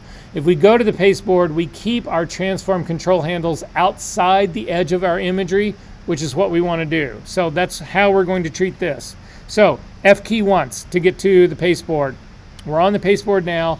We've got our layer number 2 selected. We are going to then come up to the edit menu, down to transform, and down to perspective. So again, take a look at my image menu right here, edit menu, down to transform, not free transform, but transform. Then you'll get a drop down menu and come down to perspective. And when you do that, it puts control handles on that look like all the other control handles, and that's fine. But look what happens. I'm going to grab the top right corner. The first thing that I need to do is I need to make the back of my floor as wide as the entire image. So I'm going to click on the top right-hand corner and simply drag it to the right. And you'll notice that the left goes right with it. But now if we just were to leave it this way, what appears to happen, if you look at the converging lines that are happening on this is becoming a ceiling, not a floor. So now we need to do the more extreme change of this, and that's grabbing the handle on the lower right-hand corner. You could do the lower left, you can do either side of this. It doesn't matter. I'm going to do the lower right-hand corner. I'm going to click and I'm going to start to drag it out. And you'll see the more I drag this out, the more that wall is actually flipping and becoming a floor. However, this is nowhere near strong enough. So this is why we are on the pasteboard. With my image, I'm not going to say OK to this yet. I'm going to hold down my Shift, Command, and Option to give me the minus magnifying glass. And I'm going to click to make this image smaller so that I have more room to drag these handles out further. And I'm really going to crank these fuckers out. So my case, I don't know if you guys want to look at it, but my case, what has ended up happening right here is that I have gone over like 8 times what was originally in here. The distance has been pulled out. Now in this case, I don't know if it's correct, but I do know, because this is a smart object, that I can go right back in here and when I do come back into the transform mode, these exact same figures, this exact same distortion grid will actually be on here. So I can always adjust it later. So I'm going to go ahead and click OK so that I can zoom in and say, did this work? And for me, it does work. For me, this is much more like a floor now. Look at the converging lines that are coming straight out to us. So it definitely gives you the illusion that this is a floor space. Again, if you're not on the pasteboard, you lose the control handles on the side. You've got to be on the pasteboard. And so did you do the back edge so that it was as wide as the image? And then the top edge, I just kept going more and more and more. So here, I'll show you really quick. I'm just going to Command Z to undo it. So I'm on the pasteboard right here,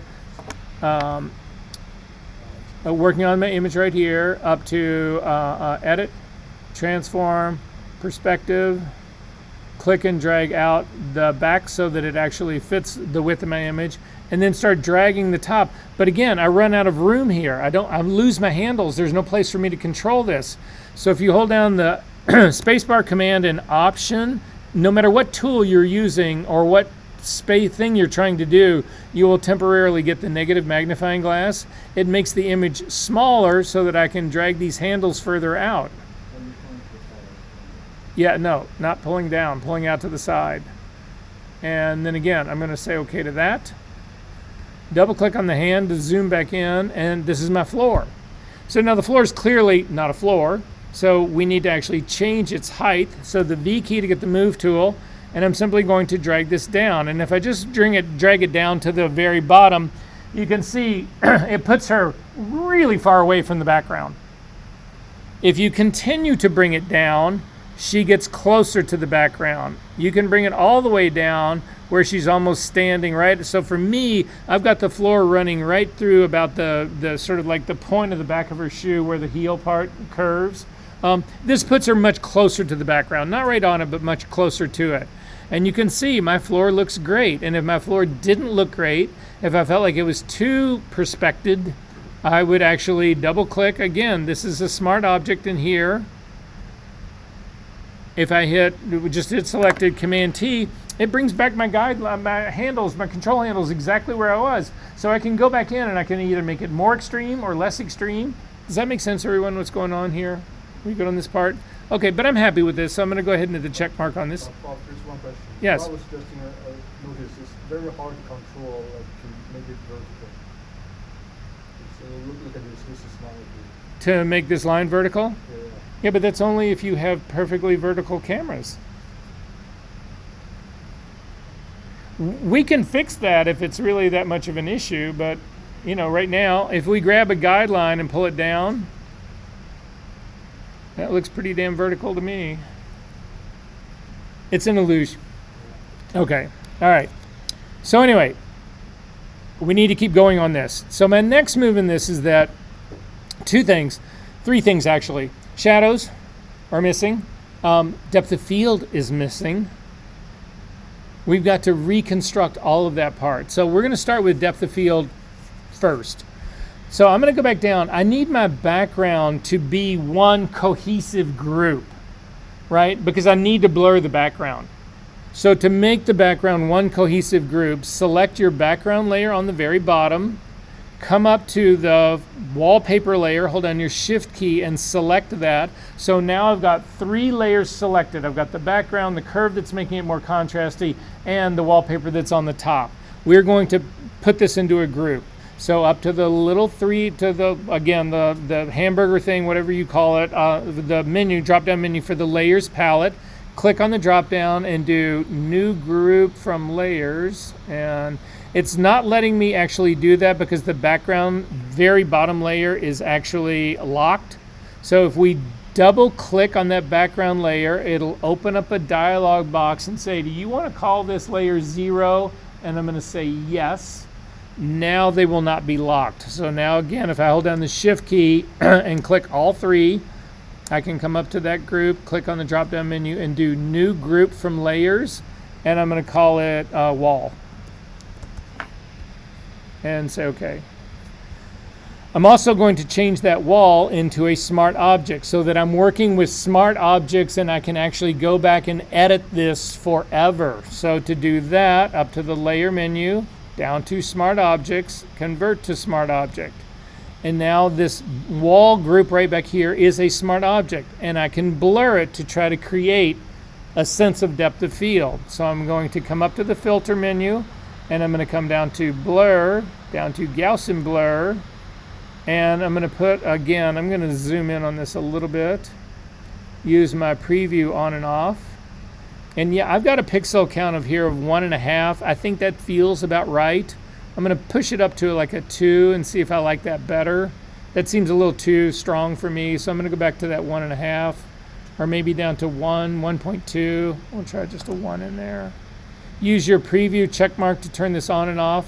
And actually, I think the 1 works for me, so I'm just going to do 1 pixel. It's a very slight thing. I'm going to say okay to that. But now remember, because this is a smart object, this is now a smart filter. If you all of a sudden, finish this whole thing out, do the lighting and everything else on this, you trick it all out, and then you look at it and you go, oh my God, this doesn't work at all. The background needs to be softer, or it needs to be whatever. Simply click on that blur again, and it goes right back to what it was and lets you adjust this as much as you want. So again, another advantage of smart objects. I'm going to double click on the hand right now.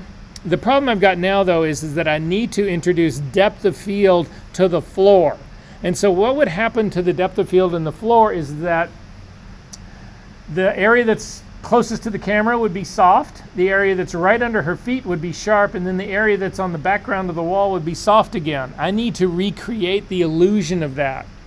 So again, I can do that using a smart filter. But we're going to make this one extreme so it's easier to see where we're actually doing it. So I'm going to click on my floor layer. I'm going to come up to my filter menu, and I'm going to come down to blur and down to Gaussian blur. And I'm going to really smack this pretty hard. Again, this is going to be a preview. So I'm going to hit it up to like a 6, maybe a 10. Yeah, somewhere in there, 10. Makes it really, I need to be able to target where it needs to be sharp, and then I will back this off to make it appropriate. So I'm going to go ahead and say okay to that. And then I'm going to add a layer mask to this. So I'm simply going to click on adding a layer mask to this. I'm sorry, I take it back. I'm not going to do that layer mask there. I'm going to actually do it in the smart filter mask. So again, the smart filter mask, if you click on it, you'll get the bracket keys that go around it. So again, we blurred the floor. That created a Gaussian blur smart filter. It has a mask for it. This is a mask for the filter, right? So the G key to get the gradient tool, or simply come over to the middle of your tool palette and pick gradient tool. Up at the very top, we're still going to keep this as a classic gradient. But then in the type of gradient, in the drop-down menu that's right next to that, click on that. Sorry, I did not click on that. Click on the drop-down menu. Again, open up basics, and in this case, you want to click on the very first of it. You want to do foreground to background color. In our case, this will be white to black. That part doesn't really matter. I'm going to click outside of this box to get rid of that part. Then in the type of gradient that you want, It's not the first one. So again, I've got the 5 types of gradients, the little icons that are at the top. It's not going to be a linear gradient. It's not going to be a radial gradient. It's not going to be a cone gradient. It's going to be the next one, a reflected gradient. If you click on that, what you'll see is the little icon for the gradient looks like it goes from dark to light to dark again. Well, that's exactly how the gradient tool works. So if we use that, we're going to come down onto our image right now, and I'm going to, again, make sure that you've got the smart filter mask is actually active. You got the brackets around it. Start at the back of the image. I'm going to start at the wall in the very back, and I'm going to click and drag a gradient from the back of the wall to the very front of the wall and let go. And what you'll see that's actually happened in here is that my gradient now is doing the exact opposite of what I want. It's actually giving me, again, what I'm trying to do is I'm trying to keep the entire floor as dark as in the layer mask dark, and then only the light, so that I get the blur part to happen in the front and the back, and then the only dark part should actually be happening right under her feet. Well, if you look at the mask, it's exactly the opposite of that. So I am going to hit the X key to flip my foreground and background colors, and then I'm going to simply pull the gradient again, the same thing, starting at the back and bringing it to the top. And now you can see what's happening here is that if you look at the mask, the area where it is black is actually hiding the blur, and the area where it's light is actually allowing the blur to come through. Now, I still can't see that precise an area of where this is. So I'm going to double click on the Gaussian blur, and I'm going to hit this even harder. I'm going to crank this up to like a 45 and say okay to that. Now I can really spot, if I come in, I can really spot where is sharp and where is not. So again, it's way too big of a gradient here is my problem. So instead of starting back on the back edge of the wall, I'm going to start much closer to her feet, and I'm simply going to,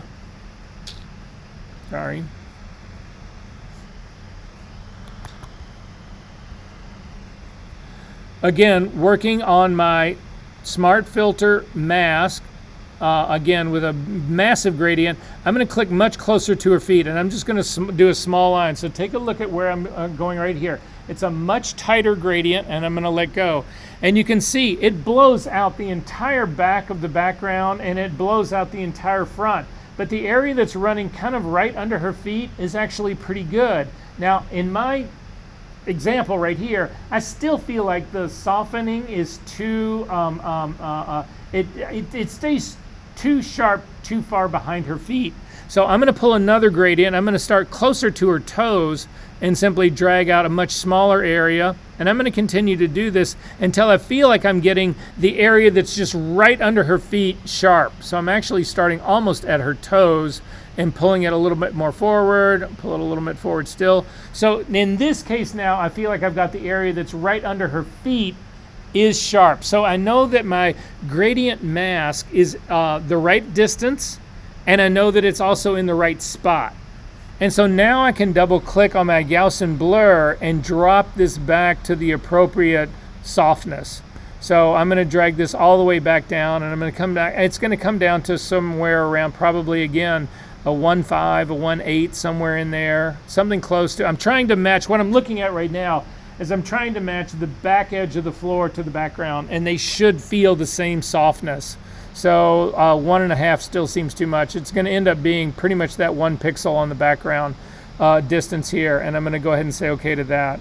And so now I've actually introduced the sense of depth of field. And again, if you feel like it needs to be made stronger, you've got to come back in here and hit and make the blur part of this actually stronger.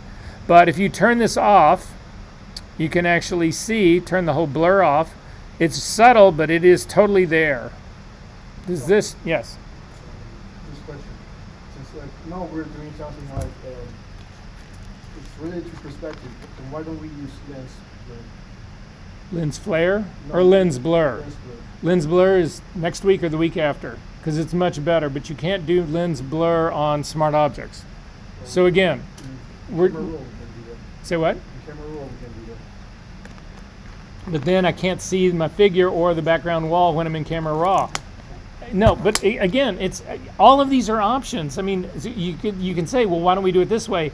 How many ways are there to do shit in Photoshop? There's like 1,000 ways to do everything. So again, we'll get to it, but right now, not today. Okay, where's the light coming from on this figure? It's coming from right to left, right? Well, what about the background? Background's flat lit. That's a lighting mismatch, right? So I need to go after the background. Go up above your floor layer right now. Make your floor layer active. We want to affect the entire background, but we don't want to impact the figure at all. So I'm going to do this next adjustment layer above above all of the background, and then I'm going to actually keep the figure exactly the way it is. So I'm going to add a curve above my floor layer. So simply click on it. We're going to add a curve.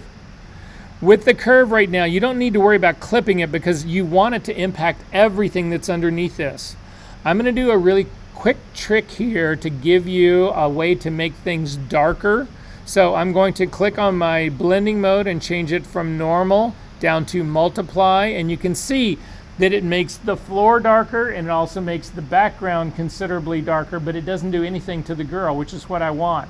However, it just makes the whole background darker in an even tone. I don't want that. I want to create the sense of light that's actually happening in here. So I'm going to go back to the G key, my gradient tool. I'm going to change the gradient from this reflected gradient, the fourth little icon over, back to a linear gradient. So now it will go from black to white. So again, in the areas where I want to hide this effect, the effect made the entire background darker. Black is my foreground color. So if I pull a gradient in this layer mask that is making the entire background darker, I'm simply going to click on the right-hand side and drag to the left-hand side.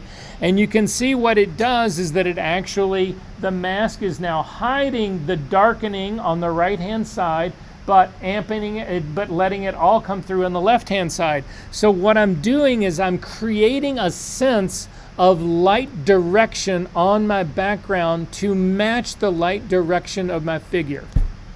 Does this make sense to everyone what's going on? If you turn that on and off, you can see that it's actually giving this a sense of direction for the light. I don't think that's strong enough. So I'm going to just select this layer, hit Command J to double it. Now I've doubled it. Now this is really beginning to give me a sense of light. However, I personally feel like it's overdone now. I think one of those layers was not enough, but two of them is too strong. So I'm simply going to drop the opacity of the second layer that I added till this has the feeling of looking correct to me. Does this make sense? And then look at what happens when you turn both of these off. The whole thing about this composite begins to come alive. Don't you agree? And then the final thing I'm going to add, just on the right above this, is the shadows. So I'm going to click on a blank layer, call it Shadow 1, say OK to that, G key to get to the gradient tool.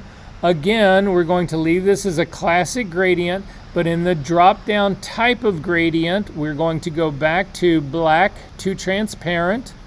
We're also in the little icons for type of gradient. We're going to do circular gradient. I'm going to click and drag out a large gradient. Command T to bring up the transform dialog box. Hold down the Option key, click, or the Shift key for others. Click on the Shift, the Option key to crush this to make it a little bit more pancake-like. I'm going to then drag this down, and I'm going to put the real meat of that shadow underneath her feet. But now I don't feel like, well, actually, that's feeling pretty good here, because you do want the drop off. I've got shadow in front of her that would never happen, but we're going to fix that in a second. I'm going to hold down my Option key and make this shadow a little bit more narrow. And bring it forward just a little bit. If you can't get your cursor to move your shadow exactly where you want it, you can use your up and down or left and right arrow keys to really do micro adjustments to actually get this part around. So I'm going to micro adjust that up till I get a clean shadow pretty much on the floor right underneath that. I'm going to go ahead and say okay to that. Then I'm going to hit the E key to get the eraser tool. And in the eraser tool, to have it set up correctly, and this is the only thing I ever do with the eraser tool, so once you get this set up, you don't ever have to change it. But the eraser tool, it's going to be a brush. If you click on the drop down for the brush, I've got mine at a 50% hardness, which is a good place to keep that. The blending mode is going to be brush, the opacity at 100%, and the flow at 6%. Because what this will allow me to do is scrub in the erasing effect on this. So working on my shadow one layer, I'm simply going to start scrubbing to get rid of all the shadow that's in front of her, because that would never be. There's nothing to create the shadow that's in front of her feet. Now, this shadow is way too strong, so I'm actually going to drop the opacity of this considerably down to give me a much better sense of what's really going on in here. Turn this guy on and off, and that's beginning to work pretty well for me. There's a little bit of shadow in the back part that would not be there as well. So this is my first shadow, and it's really her body shadow. I'm going to add a second shadow that would be really more a primary shadow by adding another layer, calling it Shadow 2.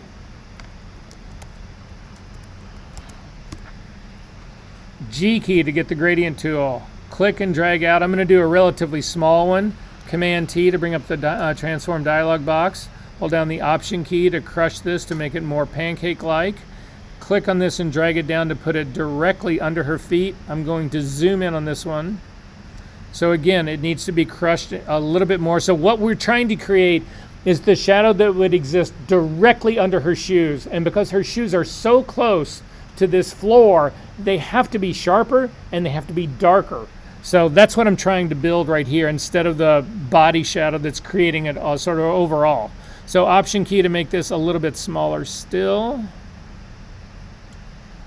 And move it back a little bit and probably put a small amount of angle in it because her feet, because they're lifted up in the back, it would actually lift up in the back here. I'm going to go ahead and say okay to that. The E key immediately gives me the eraser. Make it smaller and start to clean all of that up.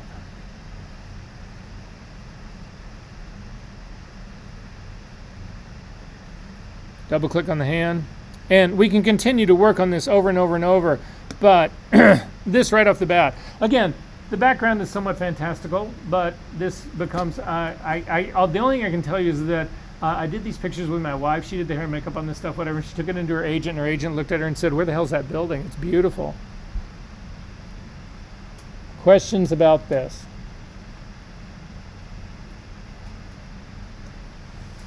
So that's going to be your assignment, to create a synthetic background in some fashion and then composite one of those two figures into it. Okay, F key to get to the pasteboard once, F key to get to it a second time. And before you close it up, yes? So, I'm wondering, do you have any idea how to create solid shadows? Like, how you... It's right where we're going to today. Hang on, we're getting there. It's on my list. Okay. You can close this guy up. You do not need to save it.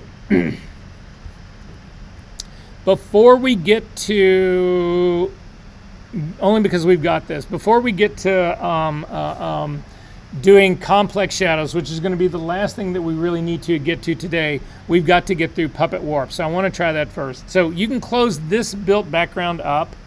Go back to that same folder that says the build background exercise, and I just want to open up the Puppet Warp figure by itself.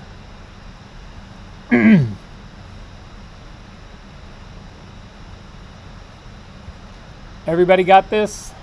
Okay, I'm going to double click on the hand. Okay, we're going to do the same thing here, but in a slightly different way. I need to show you Puppet Warp. So, I know that there are some fashion people in here. So for the fashion people in here, do you believe that every single fashion image has been made stretched taller? Without exception. You haven't seen a fashion image that's been shot in the last 10 years at least, if not 20 years, where they haven't made people taller. And that's even people who are 6 feet tall, 10 feet tall, it doesn't matter. They make them all taller.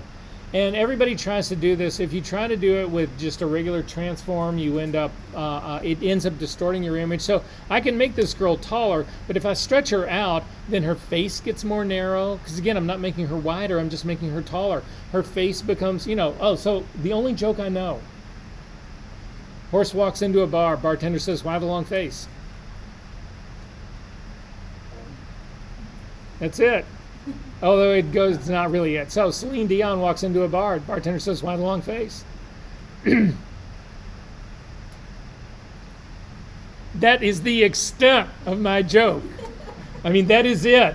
All the jokes that I've known in my whole life, and that is it in a nutshell. Anyway, so it doesn't work because, again, if you just stretch her to make her taller, it will make her legs longer, it will make her torso longer, whatever, but it also makes her face longer, which distorts that, and that's not what. So anyway, Puppet Warp is the answer to this. So Puppet Warp is related somewhat to Liquify. You can do some of the similar things with it, but Puppet Warp, in my experience, I use it a whole lot more than I use Liquify. I don't think I run into, you could do, I think, body modifications that you might find objectionable with this. So I'm going to go out on the same, there's no assignment, well, that's not true. But at any rate, what Puppet Warp does allow you to do that's not got anything to do with that comes into compositing in a big way is this. So what happens if you have a picture of me, you're compositing me into this scene, right? And this is what the composite looks like. So how nice would it be to be able to actually, if you really wanted to anchor me in this space, to be able to do this? Wouldn't that make more sense? Puppet Warp allows you to do that. So we're going to go through all of that part of it just to show you how it works, explain how it works. And then again, you can do all sorts of things. You can do all sorts of ways to make things sort of more fit, for lack of a better way of putting it. Does that sort of make sense? So I'm less sensitive about, I'm always sensitive to people and body modifications, but in this case, I'm thinking body modification more in trying to help it interact with elements in your background, as opposed to trying to make people thinner or taller or fatter or any of that kind of stuff. Does that sort of make sense? So again, I'm sensitive to this. The assignment that is involved in this part is really you're puppet warping a bathing suit, so it's not like you're changing the body, you're just changing the bathing suit. So anyway, we'll get to that part. So to do Puppet Warp, to start with, I want you to turn off the background layer to start with. I'm going to select the top background layer. I've got also the shadows are off on this as well. I'm just going to, I want to keep this original figure, so I don't want to screw with that. I want to keep that as a virgin here. But I do want to actually Puppet Warp this thing. So with the top figure layer selected, hold down the Command, Option, Shift, and hit the letter E, and it will create a merge stamp version of everything that is visible. But you'll notice that because I turned the background, the white background layer off, this is now a figure that's on a transparent background, which is what you want for puppet warping. I'll show you what happens if you don't do this in just a little bit. But, so has everybody got a copy of this on this? Okay, we are going to, puppet warping again is a transform, but you can do it on a smart object. So our next move is up to the layer menu, down to smart objects and convert to smart object. And then I need you to turn the original figure off. And the reason we have to turn the original figure off is as we start to move this person around, you'll see the original figure and it gets really confusing. All right, so is everybody good on this part? All right, so with this top layer selected, up to the edit menu, down to Puppet Warp. It's right under the content aware parts and just above the transform parts. So Puppet Warp. Some of you then will see what looks like a spider web on this girl. I don't have mine on, and it's because up in my options bar up at the very top, I don't have a check mark in Show Mesh. But if you click on check mark for Show Mesh, you see what this does is it enfolds this person in this sort of like spider web. It's the best way that I can actually describe this part. And what that allows us to do is it allows us to move shit, move parts of this girl and freeze parts of this girl to reshape or reform her, how she ultimately, how her body ultimately is. However, if you take a look at the mode, in the mode drop-down menu here, you've got rigid, normal, and distort. Rigid and distort do really strange things to your image, so they're unpredictable. There's no way to really control that part, in my opinion. So normal is what I use for the work that I do, so I'm going to say leave this at normal. Density, which is the next thing over, if you click on this drop-down, you'll see it says either fewer points, normal, or more points. More points give you more precise control, so I always use more points. And the problem is that if you start doing puppet warp and then you change the number of points, it can then ultimately change your puppet warping without your intent on it. So you can do all this work, you say, oh, this looks perfect, and then you change it to more points, it will completely change the figure, and then you've got to start all over again.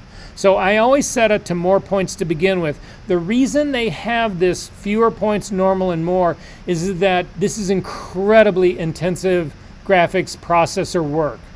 And so if you've got a relatively slow computer, if you can get away with doing the work using normal, it'll happen much faster. If you've got the real dynamo computer, then you can click it on to doing the more points and you'll get much, much, much better control. I'm going to suggest that you start off right now with more points. If you find out that, oh my God, this thing is taking so long, or Photoshop crashes because it was too much of a demand on your processor, then you'll know you've got to change it. Make sense? Okay. The expansion, if you zoom in and take a look at your figure, you'll actually see that this spider web goes beyond the figure itself. That's important for us. If you set your expansion, that's controlled by expansion. If you add more expansion, the border will even go out further. That doesn't necessarily really help us. But if you set it to 0 and you think it's only going to trace this line, it won't. And what it'll do is it'll leave part of the edges of your figure behind, so it'll distort parts of it, but not all of it. I've never changed mine past this 2 pixel expansion here. So just so that you know. Pin depth we will get to in just a little bit. And then finally, if you go all the way over to the top part of the options panel, you'll see that there are 3 possibilities here. The first one is an arrow that goes counterclockwise. What that'll do is if you do some puppet warping here and you want to undo it, but you want to still stay in the puppet warp dialog box to continue your work, you click on that arrow. So it'll just return the image to what it was when you opened it up into puppet warp. If you click on the circle with a slash through it, it will not. It'll remove any puppet warping that you've done and get you out of puppet warp, and you'll just be back into normal Photoshop land. Or if you hit the check mark, it'll actually it'll accept the puppet warp. You do not need this mesh to actually be visible when you're working on it, and for me, it's really distracting. So I'm going to turn mesh off. It will still do its job, but I just don't like seeing it. I'm going to zoom back out a little bit so that I can see at least the top half of her body. So if you can see this much of her body, this is the only place, this is where we'll basically start to work.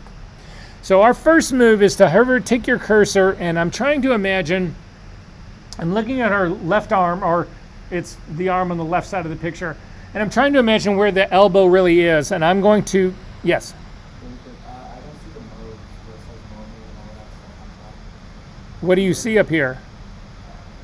I think I might have missed some stuff because I see my figure is converted to a smart icon. Okay. And that's about it. Then fine, then come up to the edit menu, down to puppet warp, and you'll be there. Change your density to more points.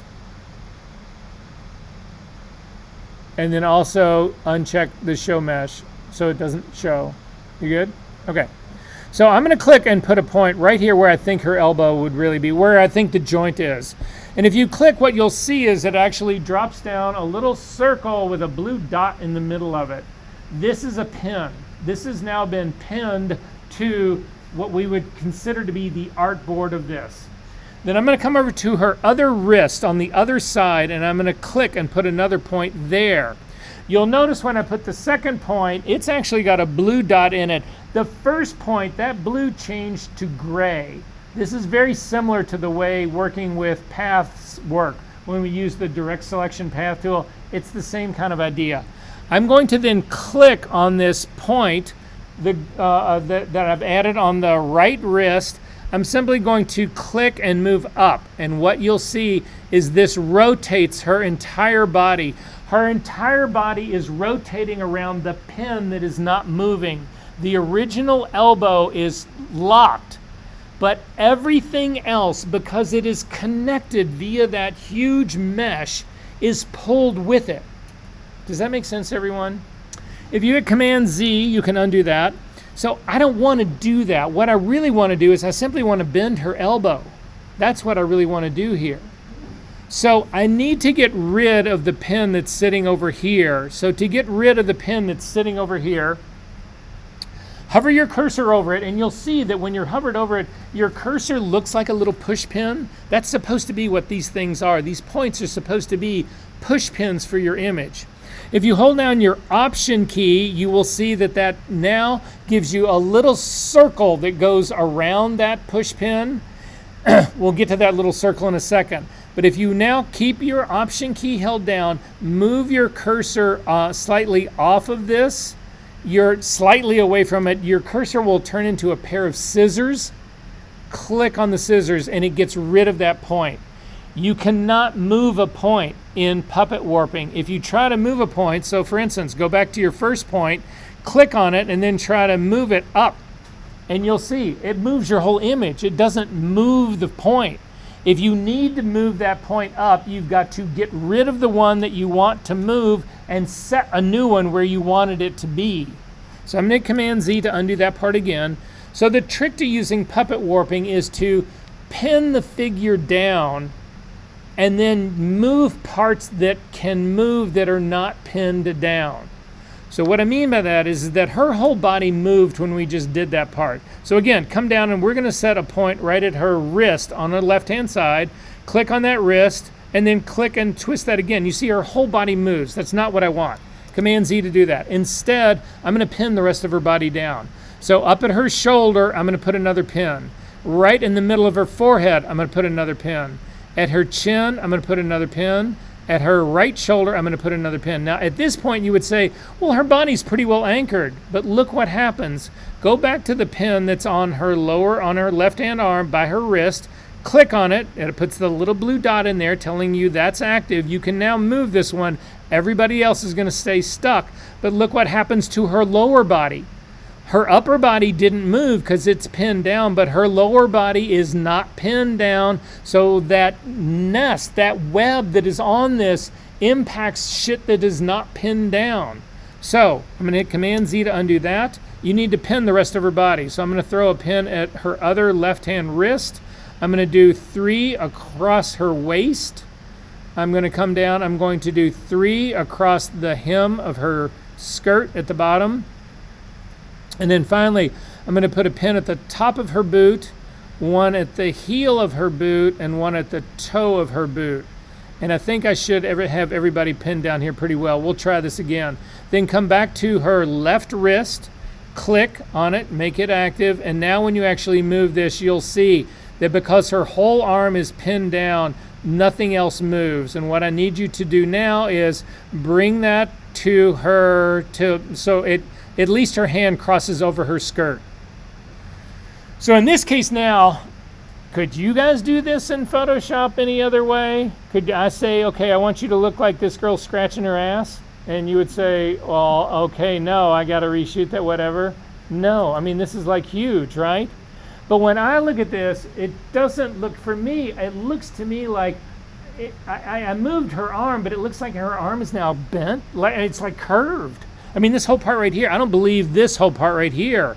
Nothing to stop me from adding a pin here and then pushing this out. But you'll notice, because I haven't actually pinned her fingertips, they're still moving in all of this action here. So it's just something that you need to be aware of. Make sense? Okay, so I'm going to move that. That part straightens it up pretty well. But if you take a look at this, you'll see that it looks like there's an area where the skirt and the fingers on her hand, there's a small little line that's actually running through that. That is the expansion of the mesh. If you click on your check mark at the very top to submit the puppet warp, that goes away. And this is now your new image. Now, if you've never used, who in this room has ever used Puppet Warp before? Anyone? This has got to be a mind blower, right? Oh, it gets crazier. Watch this. Because this is a smart object, I can double click on the Puppet Warp Smart Filter. It will bring me back in. All my pins are still in place. I don't need to worry about this part. I want you to click on the right pin on her, I'm sorry, the pin that's on her left wrist. Now, this was one of the first couple of pins that we put down. As we went around her body, we were adding second pins, third pins, we were adding more pins. The pin order has everything to do with where her hand ends up. Because her hand was pinned early in the game, it's got the greatest depth in the image. But we can change that. So again, select the pin that's on her wrist on the left-hand side, and then up in your options panel right here, you can see you've got these two little icons called pin depth. One of them has actually got an arrow pointing up, and the other's got an arrow pointing down. If you click on the arrow pointing up, it actually brings her hand in front of her skirt now, because her skirt ended up, it was deeper, it was newer in the pin order that we did, but now we're changing that pin order and we're pulling the hand up to the front. And now again, go ahead and say okay to that by clicking on the check mark, and now we've got her hand in front of her skirt. So I'm going to hit Command Z to undo that edit. It's in back of her skirt. Double click on Puppet Warp again. Click on the pin that's at her wrist, and then up here, these two, so click on the one that's close to the left, it will bring it up. If you need to push this back, it's the other icon. You click on it and it pushes it down in pin depth. Every now and then you will have to click multiple times depending on the order that's determining the stack. That's why it shows you multiple pins in the stack right here. So again, I'm just going to click on the stack to bring it forward and say okay to that.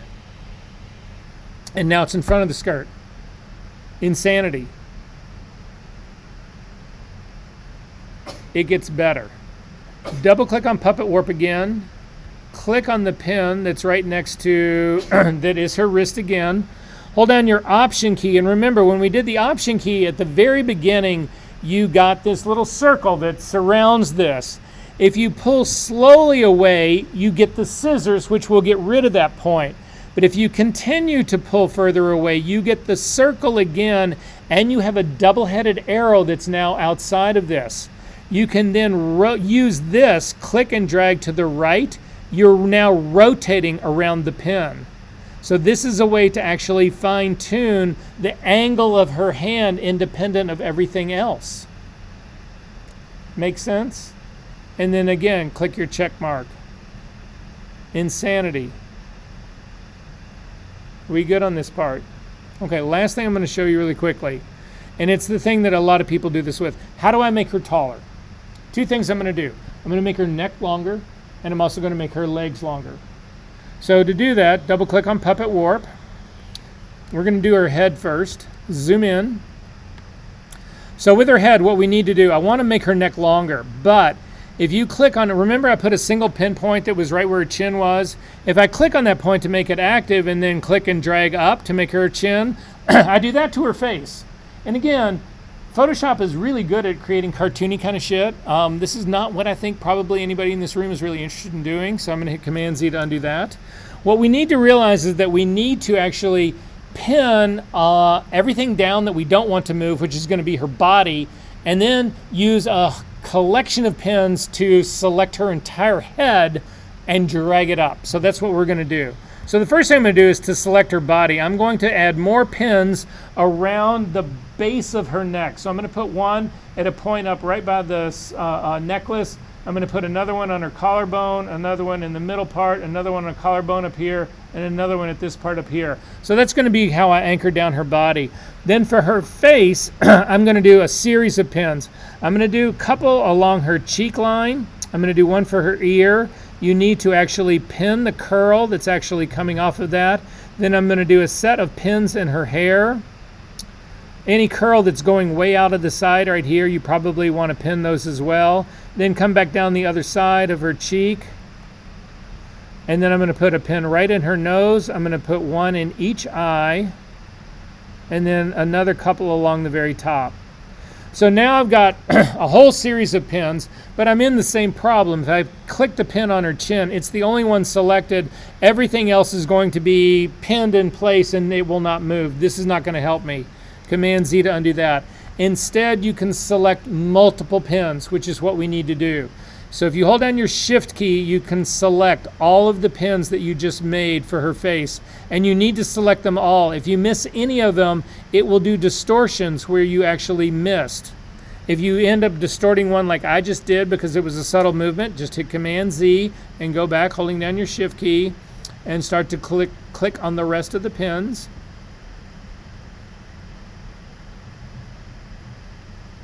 I may have set too many, it's hard to say, but it doesn't matter, it'll still work. I wish they had a feature that'll allow you to drag across this to select them all, but I've got all of mine selected, including all of the eyes, so just check and make sure that you got everybody selected. And now it does not matter which one you select. You could select the one in her forehead, the one in her nose, the one on her chin. It doesn't matter. I'm just going to pick the one on her nose. I'm going to click and drag straight up. Now, you need to realize that these movements can be incredibly extreme. You need to be very gentle about doing this, or you end up creating, you know, like freak show, right? So to see the difference, I'm just going to hit Command Z to do that, and then Command Z again. It'll show you what's actually changing. And I did just a subtle move to make that head taller, and I'm fine with that. We're good to go on her head. Now I'm going to go after her legs to make everything longer. The thing about her legs that you need to keep in mind is that if you're doing longer legs, you need to think about legs in two different parts. You need to actually have legs, longer thighs, and you need longer legs both. So to get those, I'm set up right now to actually do the longer thigh part. So again, I've got pins that are sitting at her waist. I'm going to leave those. But everything else I'm going to select. So I'm going to select the bottom pin. It is at the bottom of her hem. I'm going to hold down the Shift key and select the next one in the middle of her hem, at the very bottom of her skirt. Click the one that's on the very edge. Now, if I just do this and click one of them and pull down, it actually makes her thighs longer, but it makes her legs shorter because her feet are pinned. So I'm going to hit Command Z to undo that. Hold down the Shift key, and I'm going to add her feet to this whole equation. And then simply grab on again any one of them, it doesn't matter, and drag down to make her her thighs a little bit longer. And you'll notice if you zoom out, I'm going to Command Z to do that. If we zoom out, you'll notice that nothing else moves because everything else is pinned. It just makes her thighs a little bit longer. And then finally, I'm going to select just a different pin. It doesn't matter which one you select. I'm just going to select one up by her waist because now I needed to deselect all my other pins, and it's just the easiest way to select a different one. So one at the top of it. Then I'm going to select only the ones that are at the bottom of her feet. So again, holding down the Shift key and selecting all the ones that are at her shoes, and then I'm going to click and drag down, and you'll see because everything else is pinned, it makes her leg section longer. And then I'm simply going to click on the check marks and say OK. So this is where I'm at right now. If you turn the eyeball for puppet warp on and off, this is what we've actually done. Insanity. Questions? Alrighty. You can close this up. You do not need to save that. We've got one last thing to get through today, guys. If you promise me you will be back in under 10 minutes, you can do a quick break. Are we doing that, or are we just soldiering on? We're doing that. Well, I know the smokers in that are doing that.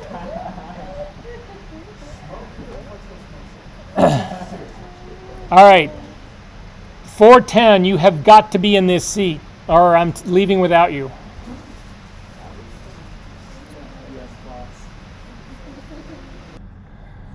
Okay, so for the last thing that we're going to hit today, finally, we are actually back into our class 10.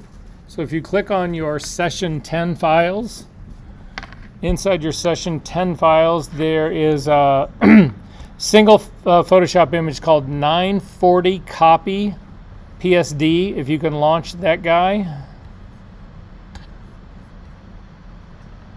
Basically, it's a big blue square when it opens up. Could everybody find this guy? Okay. Is that in session 10? Say what? Session 10. Yeah, in session 10, 940 copy. Okay. So if we take a look at your layer stack really quickly, what you'll see at the very bottom, there is a blue that's actually turned on. It is a raw file. It's a file that I shot of the sky. It's a real file of the sky. Now, it's not got the what we would consider to be the conventional blue. I was really into this woman who was shooting pictures for Bazaar forever, and she did this really sort of like interesting distorted blue, not distorted, but a more cyanic blue than what we typically associate with the sky, and I really liked it. So anyway, this is a direct ripoff of her blue sky. But so that's what you're seeing right here. If you actually click on the layer above it, there's a gradient above it that's actually designed to then control the gradient that you have in the sky. So if you think about real skies, as you start to get to the horizon, the intensity of the sky, the intensity of the blue tends to diminish. It's the most blue. If you've got a bright blue sky, sunny day, no clouds, that's the way the sky works. Directly overhead, it'll actually be more intensely blue. If any of you have ever used a polarizing filter to make your skies darker, you know that that impact happens greater straight up than it happens actually on the horizon line. It's all for the very same reasons. If we go to the next thing up, if you click on that, you'll actually see it's basically what this is. It's a foam core model that I built. What I was channeling here was, you know, there's been a bunch of people who've shot pictures in Santa Fe, New Mexico, and there's all these buildings in Santa Fe. They're mostly stucco buildings, but they're all pure white. And so you've got all these figures on this pure white backgrounds, and you'll see these shadows. And again, it's the desert, and it tends to have a really strong sun, and it's not really soft light, and all that kind of stuff. Anyway, that was the vibe that I was going for here. But I simply built, it was basically a box that I built with a triangle piece of foam core in it, and the whole setup was probably like about, you know, 2 shoebox size. I mean, that's basically what it was. So relatively small. I took it on the very top roof of the house that I was living at the time, and I set it down, and then shot a picture of it. This is actually true sunlight that's hitting this thing. You can see those are plants in the background that I've got. This is my rooftop. But this thing is small, is all I'm trying to say to you guys. Does that make sense? If you hold down your shift key and you click on the layer mask, it's got that big red X through it. You'll actually get rid of that part. And this was the background part that I was actually going for. However, if you go up one more, if you zoom in really tight here, you can see the cut edge of the foam core. That to me was a dead giveaway. So the very next layer up on top of this, if you click on it, it gets rid of that foam core, that cut edge of the foam core. So this is now my artificial background that I've actually created. Make sense, everyone? Okay. Then if you click on body at the very top, it'll actually give you the figure. So what I want to do is I want to composite this body into this background and make this believable. So the first move that I've got to make on this is that what is the lighting direction on the girl? Where's the light coming from? So again, everybody's looking at faces. Don't look at faces. Look at shadows on limbs. Where's the shadow on this girl right now? Isn't it all right here on the right-hand side of the girl? Highlight on the left, shadow on the right. Correct? Where's the light coming from in the background? How do you know? Exactly. And there's nothing that would explain, if the light was coming from the left, there's nothing that explains what's making that shadow. So I know the light has got to be coming from the right. So in the background, the light is coming from the right, but on the girl, it's coming from the left. So I'm going to flip the girl. So again, we're going to start here with a completely original version of this. So I'm going to hold down the Option key and click on the eyeball next to body, which turns everybody else off. And the reason I want everybody else off is I want to make a copy of just the girl by herself. So then with the body still selected, hold down Command, Option, Shift, and the letter E. It will create a new version of her on a blank, a transparent background. Turn off the original body, change the new body, the second body, to convert it to a smart object. So up to Layer, down to Smart Objects, Convert to Smart Object, and then we need to flip her horizontally. Remember, she needs the light needs to be coming from the other side. So up to the Edit menu, down to Transform, all the way down to Flip Horizontal. And she now is coming from the other side. You can then turn on all of the background layers again. So now the lighting is matching her, the direction, and the lighting is matching the back. All of this part is actually matching, and we're pretty good to go here. I'm going to run my check layers on this really quickly just before we start to get into the complex shadow part of it, just so that we all feel somewhat comfortable about this. So again, I've selected the very top girl. I'm then going to go to my Actions menu. I'm going to run check layers on this. I'm going to turn off the color check layer. The one I'm really most concerned about is the luminosity check layer. So the one down at the bottom. I'm going to turn on the luminosity part. I'm going to zip in here. And what my feeling is about this is that from her skin point of view, I feel like she fits my scene pretty well here, but her dress is just way too dark. It's way too contrasty. I need to open that up. Imagine that she's sitting up on this like white area, whatever. It would never be this dark, right? So again, to drop contrast, the best way to do it is to select the girl who is now a smart object, and then use up to the Image menu, down to Adjustments, down to Shadows and Highlights. So again, take a look at my screen right here. This is the best way to open up shadows. Do not try to open shadows using curves. It will only frustrate you. So up to here, Image, Adjustments, Shadows and Highlights. It'll open up right off the bat. Again, it's only affecting the girl. So in this case, I think this 35% is a little too open for her shadows. So I'm going to start to crank that down more to sort of like something that feels a little bit better in here. Again, use your preview button on and off to sort of see if you feel like that's actually doing a good job. I do feel like this is doing a good job. So I'm at 17% for my shadows. I'm going to say okay to that. I'm going to turn off my luminosity check layer, and then again I'm going to turn off the eyeball for that highlights and shadows. And for me, that set it up perfectly. This looks really good. If you feel like it opened it up a little bit too much, you could actually go back in there and maybe drop this down to like well, here, I'll show you. You can just double click on shadows and highlights and drop it from 17 down to like maybe 13. Yeah, and say okay to that. And this feels much better to me.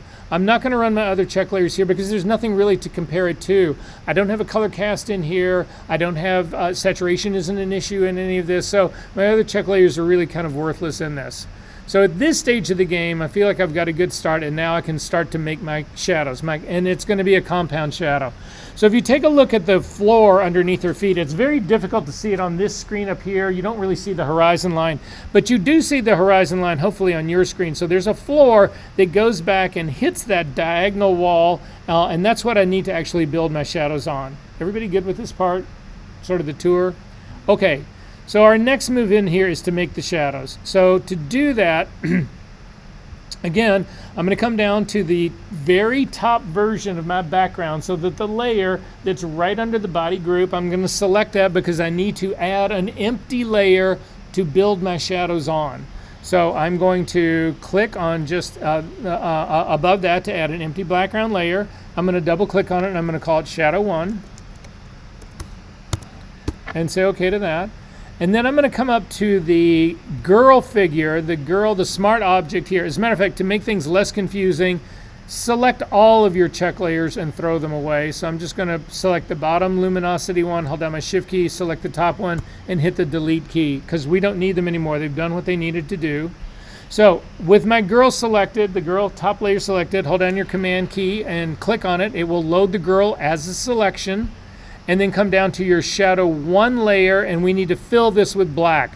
Black is my foreground color right now, so Option Delete will actually fill that with black. You can see, you won't see it on your image, but you can see it on the layer. Command D to deselect that, and then I'm going to duplicate this Shadow 1, and just Command J to duplicate it. I'm going to then double click on it and edit it to say shadow 2. All right. So we're going to start with shadow 2, and shadow 2 is going to be the shadow that's actually on the background. So if you remember our little demonstration right there, the shadow on the background is going to go pretty much straight from the floor directly up. So that's what we're going to do. I am going to first, though, if you look in your channels palette, you'll see that there are channels that there are already selections made for you. There's this thing called back wall. If you hover over the back wall thumbnail, hold down your command key and click, it loads the back wall as a selection. Then I'm going to come to my shadow 2 layer and simply add it as a layer mask. And now what we've got is that anywhere that's on that triangle area will show, but anywhere else, like the floor, it will not show.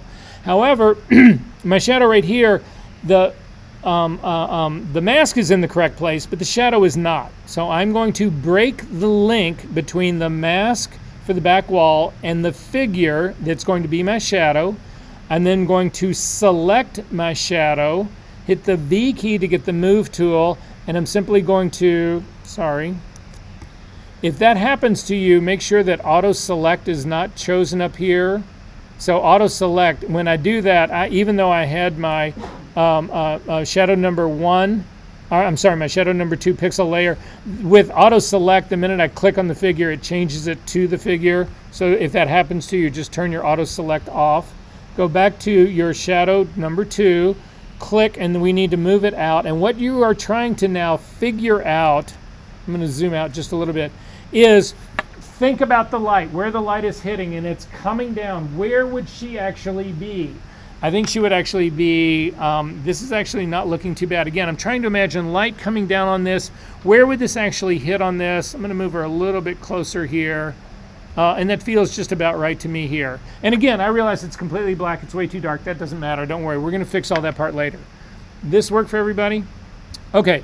So now I'm going to go back to my shadow number 1. And in my shadow number 1, what I basically need to do is I need to do the exact opposite. I need to hide it on the back wall. So I'm going to load the selection, this shadow number 2. I'm going to load that layer mask. You can also go back to back wall on the in your channels palette. Hover over back wall, hold down the command key, click to load this as a selection, and then with your shadow number 1 selected, go ahead and add this as a layer mask, but then realize it needs to be inverted. I need this to hide on the back wall and show the floor. So Command I to simply invert that, and now you'll see that there's black on that back wall and a white floor in here, which will allow me to actually show that shadow figure there.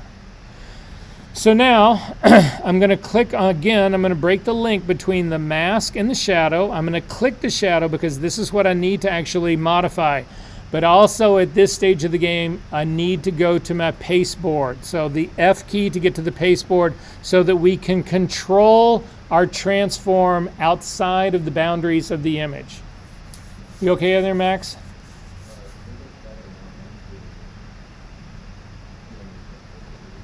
I'm sorry, what?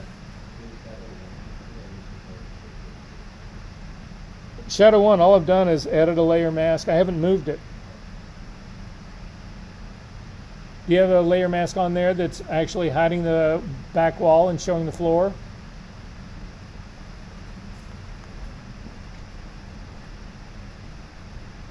Thanks.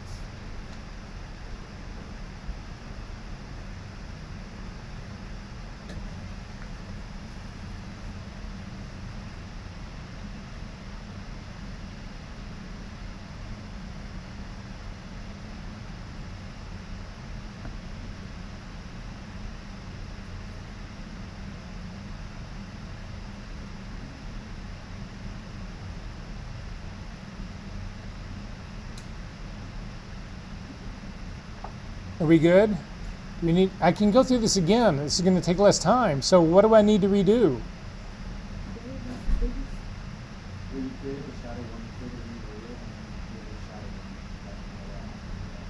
So you don't have 2 shadow layers?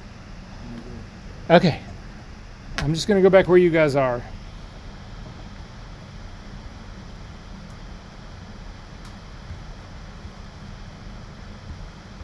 All right, so you have a single shadow layer here that's directly behind the girl, correct? Yeah. Okay, you can't see it because it's right behind the girl, right? No, but I have it as a mask. Throw the mask away. You good? Yeah. Max, you good? Yeah. Okay, we're gonna just duplicate this shadow 1 layer. Command J, something we've been doing all year. I'm going to rename it shadow 2. We good there? Good? I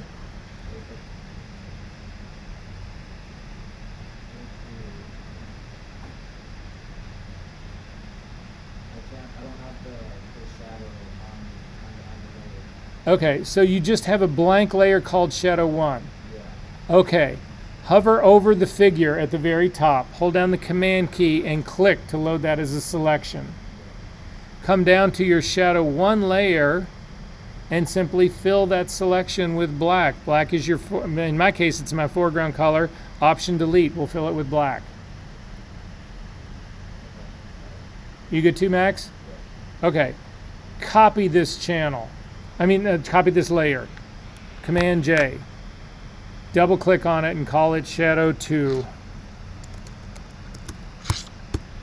We good? Okay, we're going to start with shadow 2. So go to your channels palette. At the very bottom of the channels palette is back wall. It's a selection that's already made for you. Hover over the thumbnail.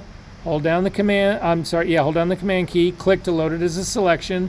Go back to channel 2, the layer called shadow 2, and simply add it as a layer mask. Got it? Click on the chain link between the mask and the pixel, the shadow itself, so that the mask does not move, but the image can. And then select the image. Good? And then simply come over to your figure, click and drag it out, and move it down on the background where you think it makes sense. Imagining the light coming from the top, the sunshine. Look at the shadow that's on the wall already as it's coming across here onto the background. Did that work? Okay, great. Come back to that same channel, back wall again, command click, load it as a selection again, and then come to your shadow number 1, make it active, and add that as a layer mask. Now in this case, it's hiding the floor. I need it to hide the background and show the floor. So with the mask selected, hit Command I. It just inverts it. And the back wall becomes black, which will be hidden, and the floor becomes white, which will allow you to see the shadow. Okay, is everybody here? Okay.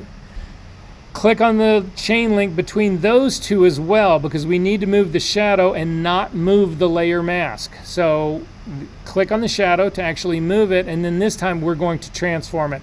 Again, you need to be on the pasteboard. So if you can see the 3 little stoplights, you want to hit the F key. If you can see the 3 little stoplights, hit the F key once to go to the pasteboard, because we need to be able to work past beyond the image. Then click on shadow number 1 on the pixel content, and then Command T, bring up the transform dialog box. Now we're going to transform this. I need to actually swing it down so that it actually heads toward that background to get these two to line up. But right now the anchor point is right where her crotch is, and if you actually spin this like this, look at my screen, you'll see that it spins around the anchor point. That is just a nightmare to happen for me. I don't want that to happen. I'm going to Command Z to undo that. Instead, I'm going to drag the anchor point and put it right down between her 2 big toes. Bring it all the way down there. And now when you actually drag this thing to the side, you will see that it starts to show up, her shadow starts to show up on the floor. It's being hidden on the wall because the mask is hiding it. But what I'm trying to do now is build the shadow that's actually going to join her body with the shadow that's on the background. Does that make sense? So this is where it starts to get tricky. You've really got to distort this shadow. So I'm going to come up to the type of, look at where I'm going right here. The rotation part was the first part. I'm going to grab this handle that's on the very top here, and I'm going to start to compress it. And what I'm trying to do, I'm just trying to make my life easy. I'm trying to get these actually shadows, depending on the rotation that I've got and the amount that I crush that part, I'm trying to get at least one of the edges on each leg to line up with the other edge. Now, it doesn't need to be perfect because we can go in here and add to this, but that's what my goal in all of this is. So I can rotate this slightly more to get that. That one's lined up pretty good, and the other one's lined up pretty good too. But I've got one shadow that's spilling over this edge right here. I'm not going to worry about that. I've actually got almost all of these points lined up. They're not perfect, but that's okay. We're going to tweak it to make it perfect. But is this working for you guys? Sometimes you need to zoom out. You've got, again, still controls of this. You can make your shadows longer and skinnier if that helps. You can do all sorts of things to these things to actually make it line up. But in my case, mine's relatively close right now, so I'm going to keep it there. You'll notice that it no longer is at her feet, so I think somehow that went off. Yeah, somehow this went off. But so again, I've actually got to anchor this shadow up at her feet now again. So I'm simply going to drag it up and then rotate it down a little bit more. Yeah, and now it's nowhere near as good as it was, but that's okay. I can fix all of this. I'm going to crush it a little bit more to try to get those legs back in a little bit more. Crush this down a little bit more. Zoom in a little bit more. Move this in just a touch more. Hopefully keep it near the feet. Oh, there's a million things you can do here. So yeah, let's try to warp it. So we'll throw up a warp on here and see if I can't pull this part down a little bit and push this part in a little bit. Yeah, and I'm gonna go with this. Again, I would spend the time to make this perfect, but you guys will get the general gist of this because we've only got 15 minutes to finish this, right? We good on this part? So are you guys close? Okay, great, that's all that matters. So I'm going to go ahead and hit the check mark and say okay to that. So now I need to fix this shadow. I need to put those two of them together, and I also need to adjust it because there's places here where like this part of the shadow of her leg goes beyond her leg here, right here. I need to clean it up. That's all I'm going to say. So if you hold down the Option key and click on the eyeball for shadow number 2, it will turn everything else off. If you then click on the eyeball for shadow number 1, it will turn it on. And then I'm going to select the entire layer that's called shadow number 2, and then I'm going to merge them together. These are the only two things that I've got visible are the two shadows. And I've got shadow number 2, the upper one, selected. Hold down Command, Option, Shift, and the letter E, and that combines them into one single shadow right here. And then I'm going to turn off my ones that actually made it. I'm not going to get rid of them right now, but I am going to turn them off temporarily. If I need to get them again or adjust them again, I can do that part. But now I need to actually clean up the edges that I've actually got going here. So the first thing you'll notice is that there's a small thin white line that separates these two. The reason that exists is that that's actually the width of the selection line. So when I inverted my selection, that line that was the original outline is also duplicated on the new outline, and there's no pixels that are put in there. So they're just missing. So I'm going to zoom into this area with a brush. I'm going to grab my tablet. B key to get a brush. Really small brush. Come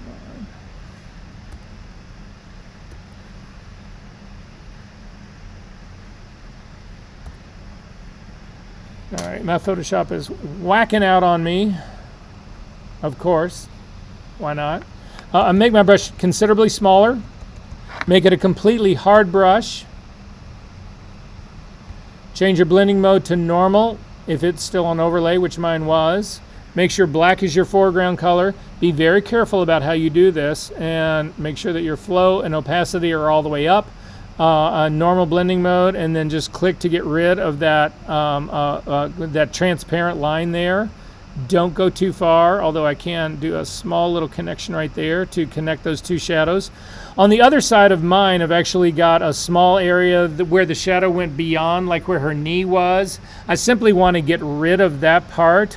So there's a million ways of doing that part. I'm going to grab the eraser tool. Actually, I'm not. I'm going to grab the selection tool, the L key, and I'm simply going to draw a quick little line around that area and delete it. Command D to deselect. That ate into her leg a little bit too much, but I can fix that with the brush. So I'm going to go back to my B key to get the brush and simply select that. And so these two legs are now complete. I need to do the same thing on my other leg to get rid of the line that's in between the two. Make sure that I've got enough to explain the connection between the shadow on the right-hand side. And then again, go back to the L key to get a lasso tool and get rid of the little part that's hanging out on the other side. Command D to deselect. And this is now the beginnings of my shadow part right here. So now I need to turn everybody else back, not the other shadows on, but I need to turn my background on. I need to turn my figure on, the one at the very top, and sort of see how things are beginning to work here.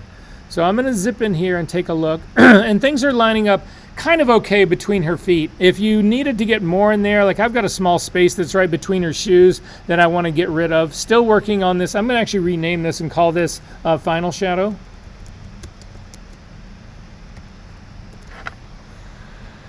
I am going to then fix this area right between her toes, as there's just a little bit that's showing right there. So again, the B key to get a brush. Oh, sorry. B key to get a brush, and just tap that small little area right in there. So I'm feeling pretty good about the lineup on all this part. So my shadow, this part I'm feeling relatively good about. So at this stage of the game, I'm going to convert this to a smart object. So up to the layer menu, down to smart objects, convert to smart object, because I want to be able to adjust the blur on this to actually give me the correct blur on this guy. So to do that, I am going to blur this image. This is very similar to the thing that we did before with the depth of field. I am going to come up to the filter menu, down to blur, down to Gaussian blur. I take it back. I'm going to do a motion blur on this. I think motion blurs for shadows sometimes work better. So up to the filter menu, down to blur, and we'll go down to motion blur. And in motion blur, what it does, if you really crank up the distance pretty hard, you'll see what it does. It actually will do things depending on the direction, the angle that you've actually got this little wheel set. So if you set the wheel to go from 9 o'clock to 3 o'clock, if you imagine a clock face, for me that gives the correct shadow, the correct blur on this shadow. Let me zip back out a little bit for you. But you'll see too that if you go from like noon to 6 o'clock, then the shadow runs only up and down. That's not what we want. We want the right to left one. So again, you can use Gaussian blur on this as well.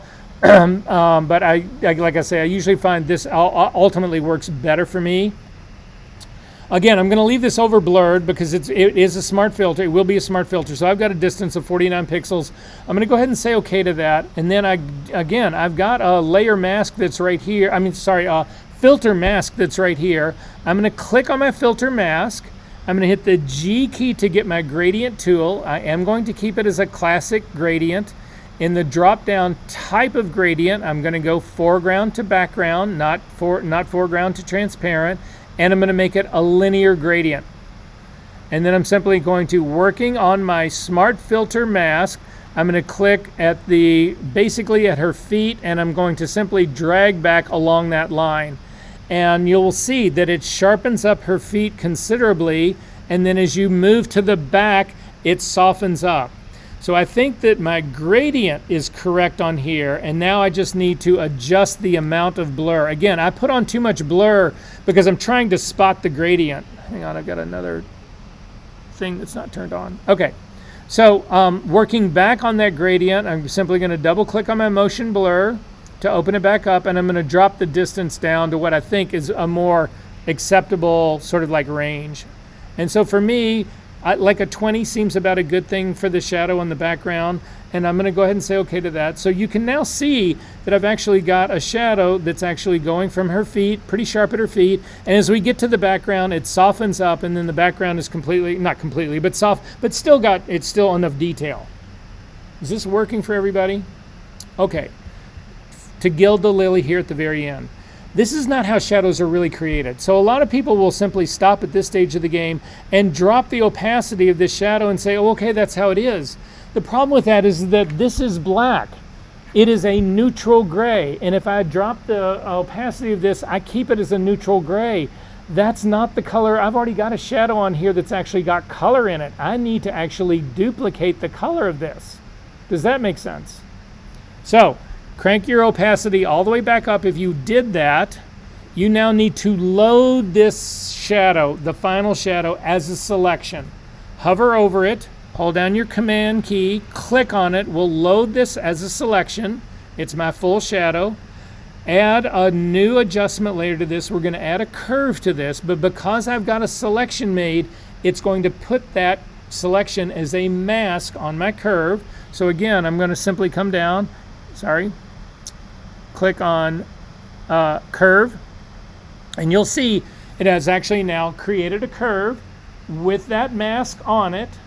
Turn off your final shadow. Before you turn off your final shadow, we need to add control points on this. So I'm going to go to my eyedropper tool, to the color sampler tool.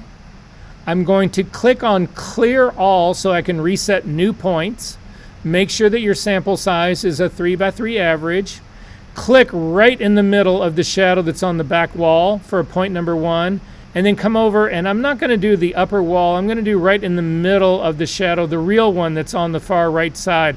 I'm going to click again, look at my screen, and just see, I'm going to put my second shadow right there. Now you can turn off your final shadow. You do have now your curve layer on here. Take a look at your readouts. You can see that in my readouts here, yours should be close. They might be a little bit different. But on my number 1 point that I need to fix, I've got 241s right down the line. And then on my other curve, the real shadow here, my the lightest of them all is the red channel at 157. So I'm simply going to grab the white point of my curve at the very top. And this is how shadows really work. This is why the black thing doesn't work.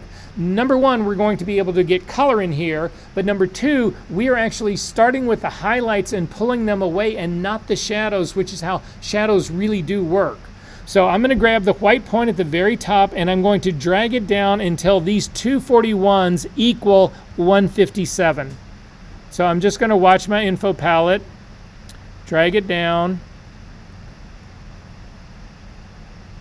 And when I get to 157, stop. But now you see everybody is at 157. My red, green, and blue are all at 157. But the real shadow only has the red at 157. I need to change the value for my green and for my blue to match so that the shadows are the same. So I'm going to go to my drop-down menu of the curve, and I'm going to go to my green channel, and I'm going to grab its top white point and pull it down till it reads 151, which will be the same as my real shadow. And then finally, I'm going to go after the blue and drag it down so that it reads 148, which is the same as my real shadow. Hit the F key once. Boom. Not only is it a compound shadow, not only does it have the function the way shadows work of being sharper near what's creating the shadow, and as you travel away getting softer, but it also has color, real color, not just some vague shade of gray, which is no shadows have a vague shade of gray, not unless you're in some freak place. Most shadows actually have more blue in them, but anyway, yes. Yeah.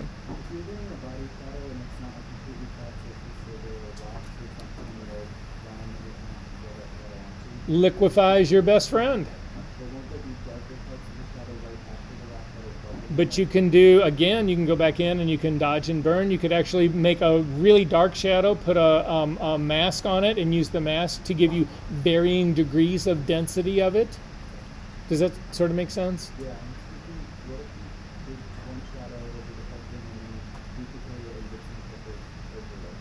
I, it might work. You were going to say, Patrick, what? I'm just wondering, are we going to learn how to create shadows on water in the next few weeks? There is no shadow on water. There's reflections in water, but the easiest way to do that, there's plugins that do that, but artificial intelligence is definitely the best way to do that. And no, you can do it by hand. You can do it by hand, but it gets really, really, really difficult to do. It'll take you hours of doing it. It's so much easier to just do it either AI or, again, there's a very specific plugin that people use to do reflections on water. Send me an email and I'll put it in I'll put it in an announcement to everybody. Yes. Questions about this? Okay, the very last thing, because we have 1 minute left to show. So I'm telling you this right now, guys. You know that this is fake because we did it from the very beginning. I'm telling you right now, you drag this thing out to the person sitting at the front desk and say, you know, I can't believe I had this really hard time when I was actually shooting this in Santa Fe, and the wind just kept blowing like crazy, whatever. It was so fucking hot. Does she look sweaty to you? They will not say no, but she looks fake as shit. That will not happen. Anyway, so that's the thing to keep in mind. You've peeked behind the curtain. Okay, so the last thing we need to look at really quickly is hit the F key. Again, to get back to if you want to close this thing up, for your assignment. So the assignments, again, there's 2 of them for this week. If you go back to originally our version number 9, you still need to do the assignment that is create the second of the backgrounds, your man-made background, and put one of these 2 figures on it, right? And then the assignment for this week, and it is the last assignment of this class other than your final project. For that one, this is, I'm going to show you here really quickly. This is what the assignment says. So it's got a picture right here, and it says, so I'll read this because you can't see it. So the challenge of this is to smooth the suit out on frame number 0710103, frame number 59. So, just to give you a couple of hints here, if you open up the group, there is more than one file in here. For instance, there's this file. Oh, Jesus, this is never going to happen. Shit.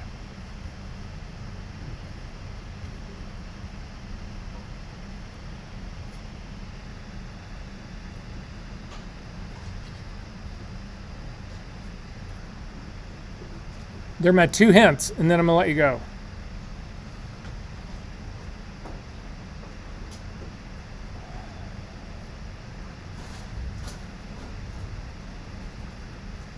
All right, there are 5 frames in here.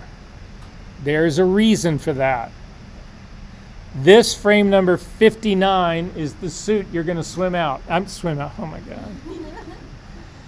The suit that you are going to smooth out. So I'm not asking you to make her skinnier or heavier or change. I'm just asking you to smooth the wrinkles out of the suit.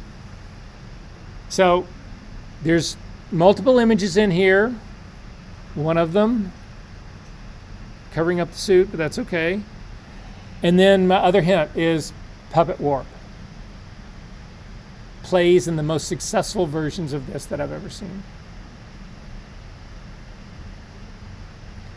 If that doesn't mean anything to you after Wednesday of next, no, of like after in a couple of days, email me.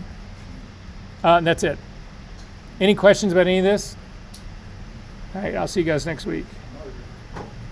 Yes.